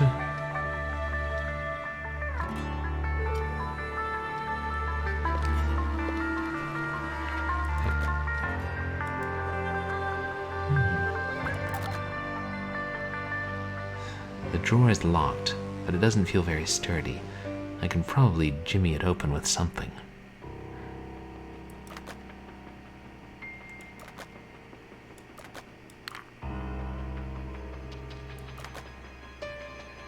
Is that a letter opener, perhaps?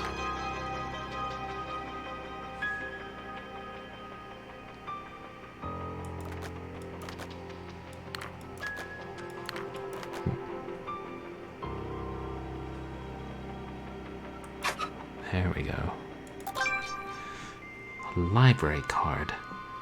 That could be interesting. Not sure yet.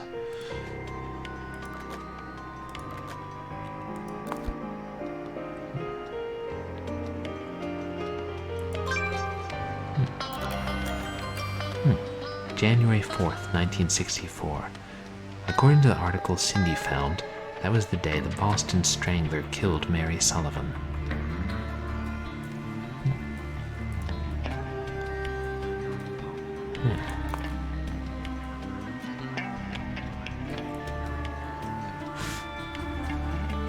Yeah, I agree. It's been pretty interesting.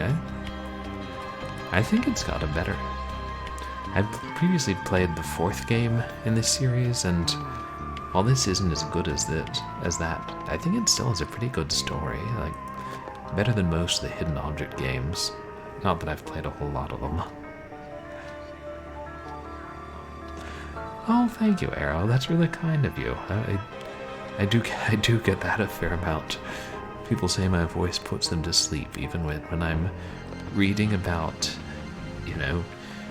murderous unicorns stealing people's souls and then goring them with their horns and other things. I play some weird games in here. Yeah, we have fun. And nightmares. Yeah. Slippers.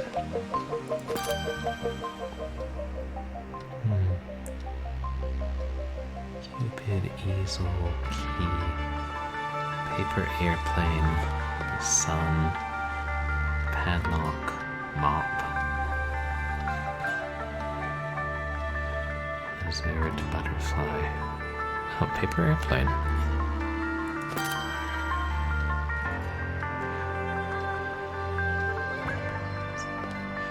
Yeah. And for these, I'm definitely open to hints. Sometimes I'll overlook, hidden objects for so long.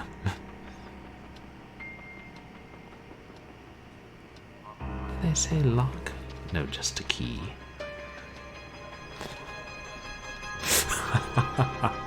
Fun and nightmares that Purblind Gamer story. You know, if I have to have a biopic about me or something, I think that's a pretty good title. Oh, there's a key.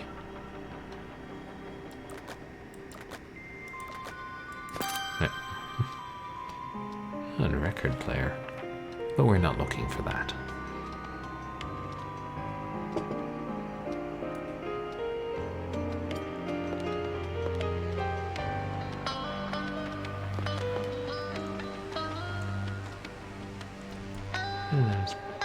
Seeing those pictures.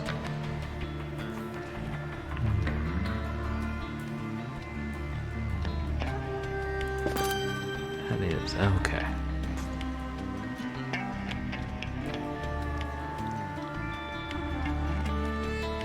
Slipper, easel, Cupid, gloves.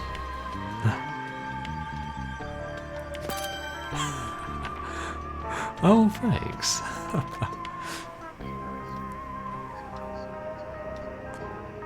Oh, I'm glad it's soothing for your anxiety. I know anxiety can be really rough, so I'm glad to hear that, Arrow. Thank you for telling me. And hey, that's a good reason for me to stream late at night. If people can fall asleep listening to my voice, that's fine by me. Even when I'm ranting about game design choices or the games are getting scary.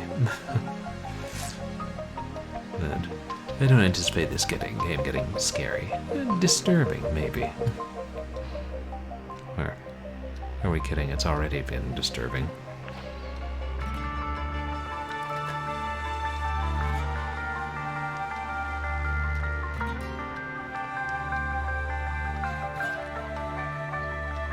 A lot of yarn scattered about.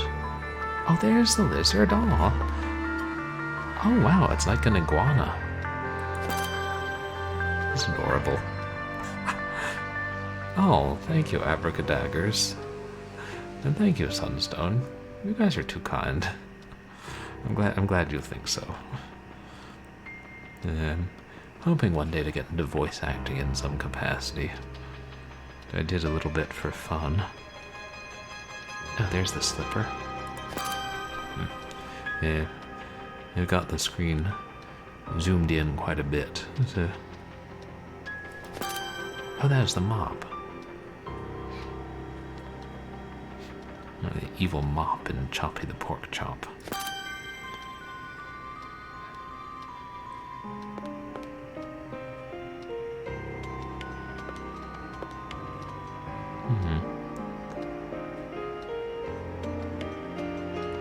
Oh, wait, is that? There goes the sun. Hey, that could be a song.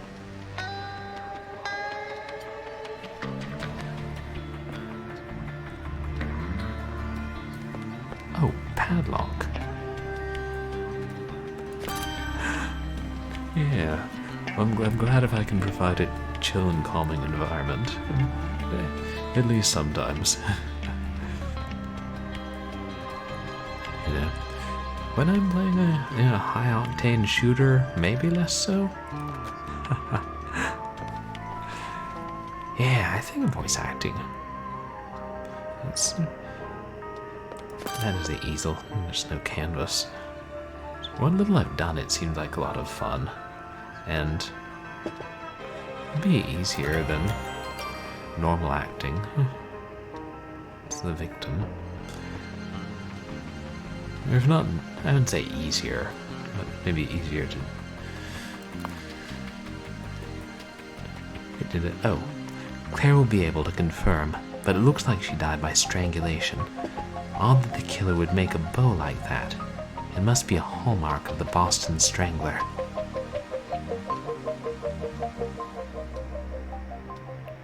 One more clue. a glove, and a paper fan.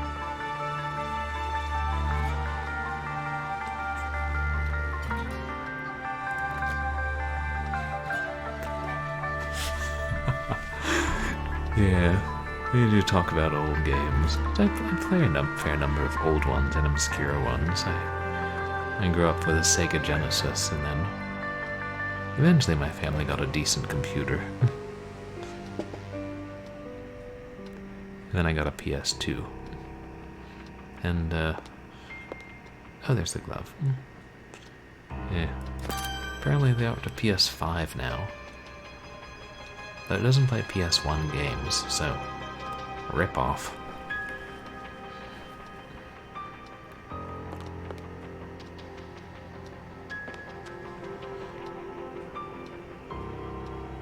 Paper fan.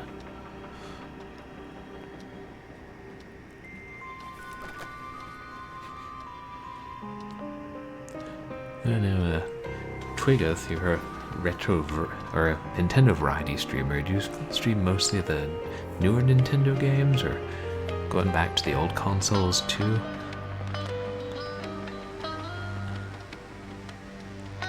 Yeah, if anybody sees a paper fan, feel free to let me know. Especially with this hidden objects game, I had to try and find a spoil or hints welcome tag or something. The Boston Strangler raped his victims. If this poor woman was raped, we might get DNA evidence. I'll leave that to Claire, who's another member of the Women's Murder Club and is the forensic, or if the proper term is forensic officer. Maybe I'm... Oh, is that... There's the fan. Yeah. Oh, yeah. If it affected your anxiety with stage fright, like in acting in the theater, yeah, at least with voice acting you don't have to worry about that. And yeah, you can voice characters that you would never get to play in like a normal play or movie. That does seem like part of the fun. The sky's the limit. The Copycat's third murder mimicked those of the Boston Strangler, who held a reign of terror over Boston in the early 60s. Albert DeSalvo was arrested for the crime and died in prison, but some experts think he was innocent. Yeah, I did theater too in middle and high school, and then double majored in English and theater in college. Mary Sullivan, his 26-year-old secretary, was unfortunate enough to have the name of one of the Boston Strangler's victims. She became a prop in one of the Copycat Killer's sick tableaus. I hear Claire's voice coming down the hall. I'll give her some space so she can do her job, while I'm biting my nails outside. Lindsay sure is wigged out about this one. Can't say I blame her. This is just plain evil. I'll use my UV light to uncover evidence.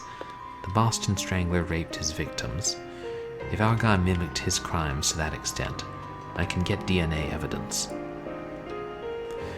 I thought, these games were, only rated, E10, 10+, but actually this copy says rating pending when you open the game for some reason. I know it was released with a rating.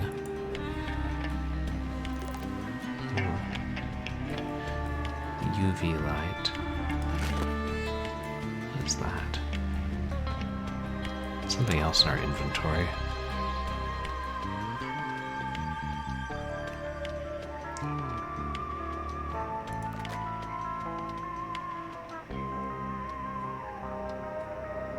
Sometimes with this, I was hearing this earlier, with the UV light, it's so faint what it shows. Yeah, that is a good name.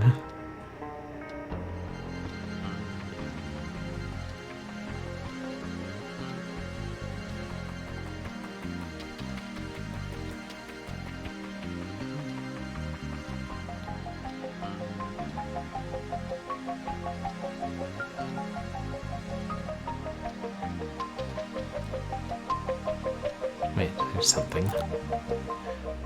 What is that? Oh Lord, it's a New Year's card.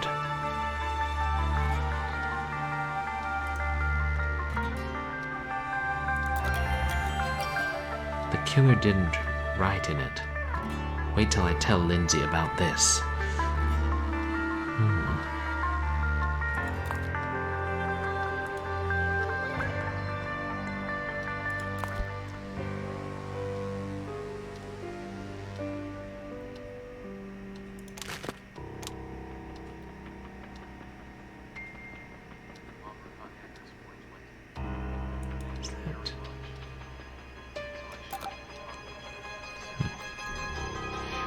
There's something on her thighs. If the killer raped her, he would have left DNA evidence.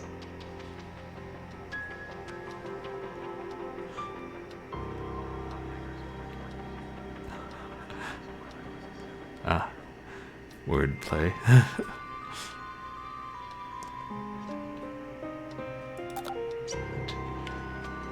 don't want to touch it with my bare hand.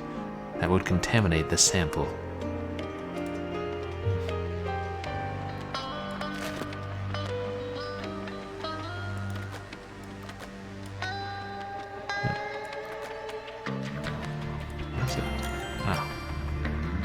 I'm glad I've got the...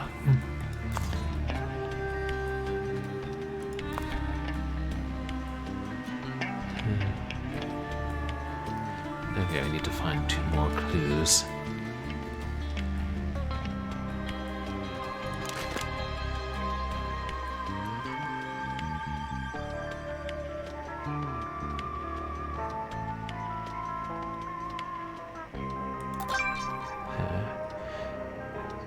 There's deep bruising on the neck. Based on that and her bloodshot eyes and skin color, I'd say she died of strangulation.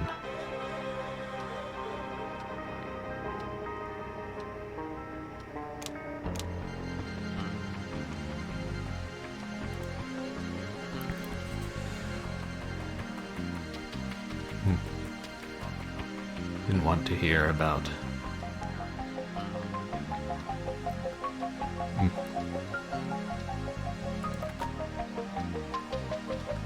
Yeah.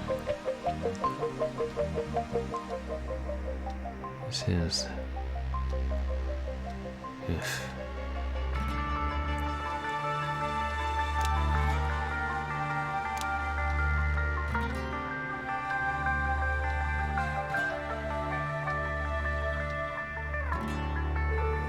I got that.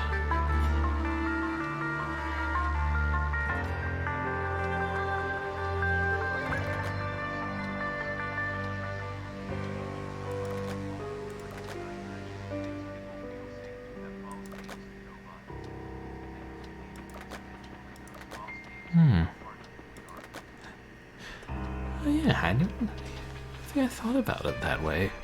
Arrow about the fault, like the names we use on the internet becoming part of who we are. Especially as we use them for years sometimes.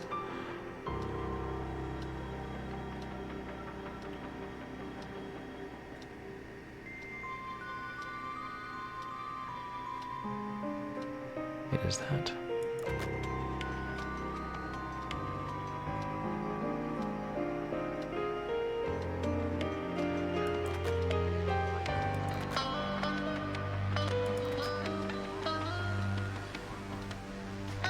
Yeah, it really is horrifying. Yeah. When copying these incredibly vile murders. The worst serial killers from history. Yeah, I mean, for the subject matter, this is almost a horror game. It's like, more uncomfortably real.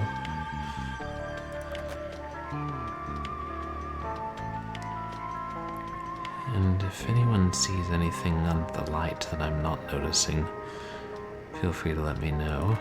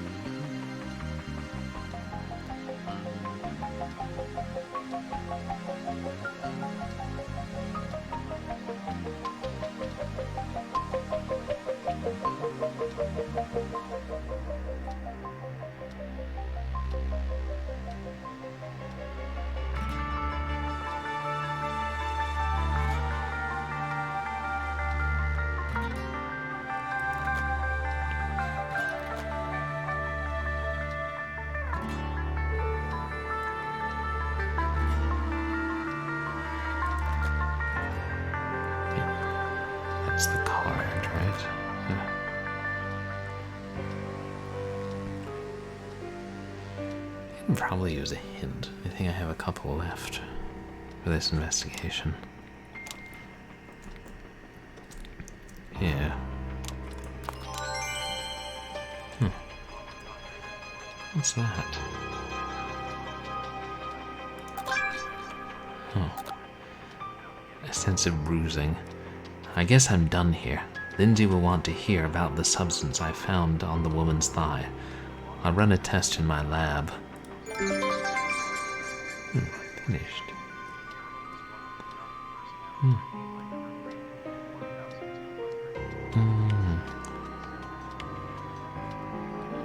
Right, it can be too. Yeah, anonymity being a double-edged sword. Oh, interesting. So that's where you got the name Arrow. That's interesting. Like, mine, I just chose Purblind Gamer because I was signing up in a hurry for a friend's affiliate push, and Purblind is an old archaic term for legally blind, so I was like, oh, well that popped into my head, I might as well do that, since I have 15 minutes till midnight. And then I never changed it. Ah, there.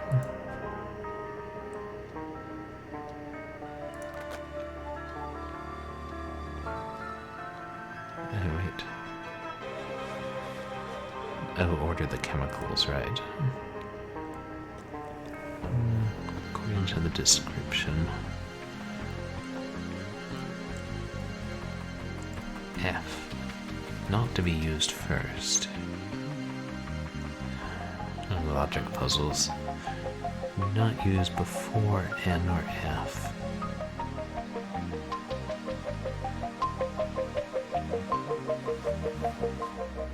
What does that say? Use after B. I guess N is first.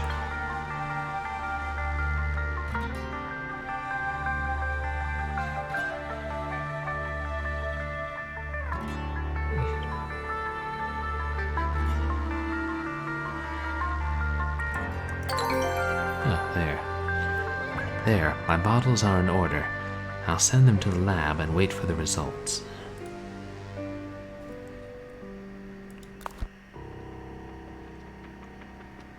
Lab results in. Substance identified. Corn syrup. Corn syrup? I don't think the Boston Strangler left that on his victims. I'd better call Lindsay. Substance found on the thighs of victim Mary Sullivan was identified as ordinary corn syrup.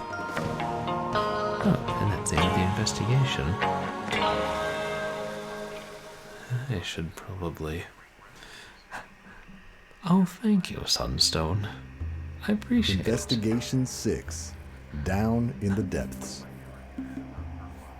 it was really kind of you, Sunstone. I hope you have a good night, and class goes well. Oh, your sister and dad are legally blind, so you know the term. Huh. Yeah, I mean, after this cutscene, we're probably going to end, because I do have work tomorrow. That's the facts. Claire, just got your...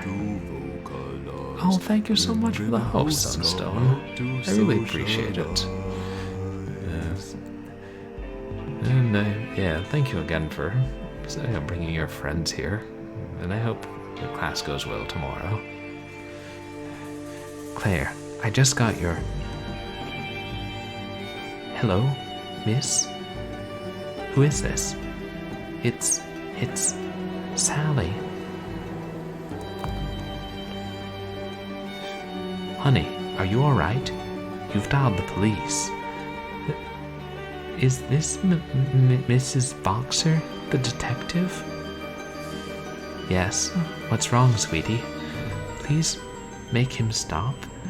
Richard, he'll do it again. He's hurting people. Please make him stop. Or Janice. Richard. Sally, can you tell me where you are? Click. I hardly slept last night thinking about that phone call. Could Sally be the killer's daughter? Or sister?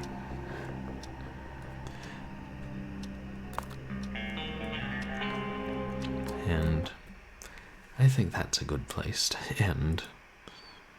I was thinking I would end at the end of that investigation anyway, and it's definitely fairly late. Oh yeah, it looks like after 1:30 here. And yeah, probably time for me to go to bed. I seem to stream longer than I intend sometimes. But I've been enjoying this game. I had initially started it just because I had it on my computer and I was so swamped I didn't have time to get some of the other obscure games I wanted to play running, but I'm glad I did, even if it's getting pretty heavy with the subject matter, and I mean, I enjoy the story. Yeah, I'll tell you guys what's coming up. I've got... Oh, thank you so much for the follow. Arrow1228. I really appreciate it. Welcome to the community. Yeah, I'm surprised Detective Boxer was able to sleep after something that unsettling. That's... Oh yeah, my pleasure, Dame Karen. Yeah, thank you. And I'll find somebody to raid, just to let you guys know what's coming up. I have...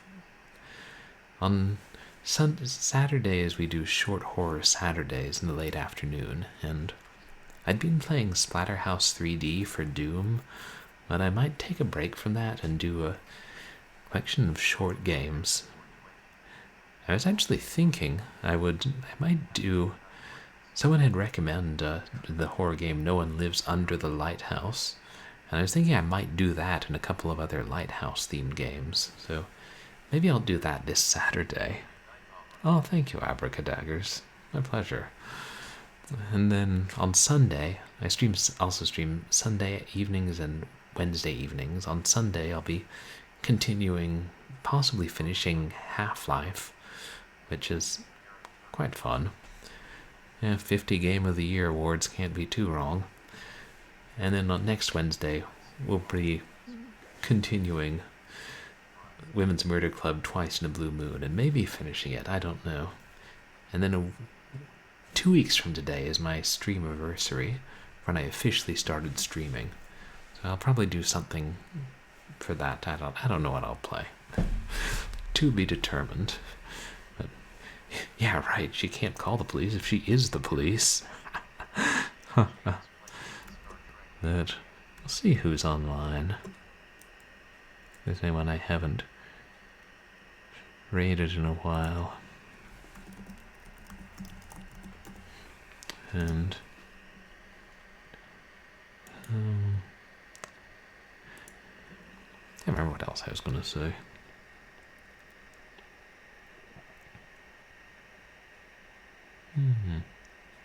You've raided... Yeah, I'm trying to think. I don't want to try not to raid the same people too much, but I'm playing Betrayal at Krondor.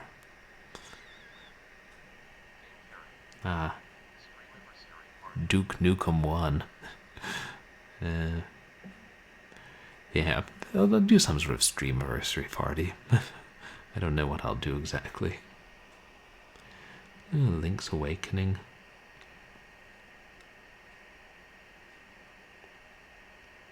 Oh, I think she's wrapping up. Yeah, I'll go ahead and raid Mr. STJ. He's a really friendly streamer, and he's playing the adventure game Star Trek Judgment Rights for DOS, which, from what I've seen of it, looks quite good. worthy to successor to the original Star Trek series. And my God, is he playing elf bowling? No, it says he's playing. No, it looks like he's playing elf bowling. Okay, which was a bizarre Flash game that was making the rounds in emails back in the late 90s. Let's see what was Flash.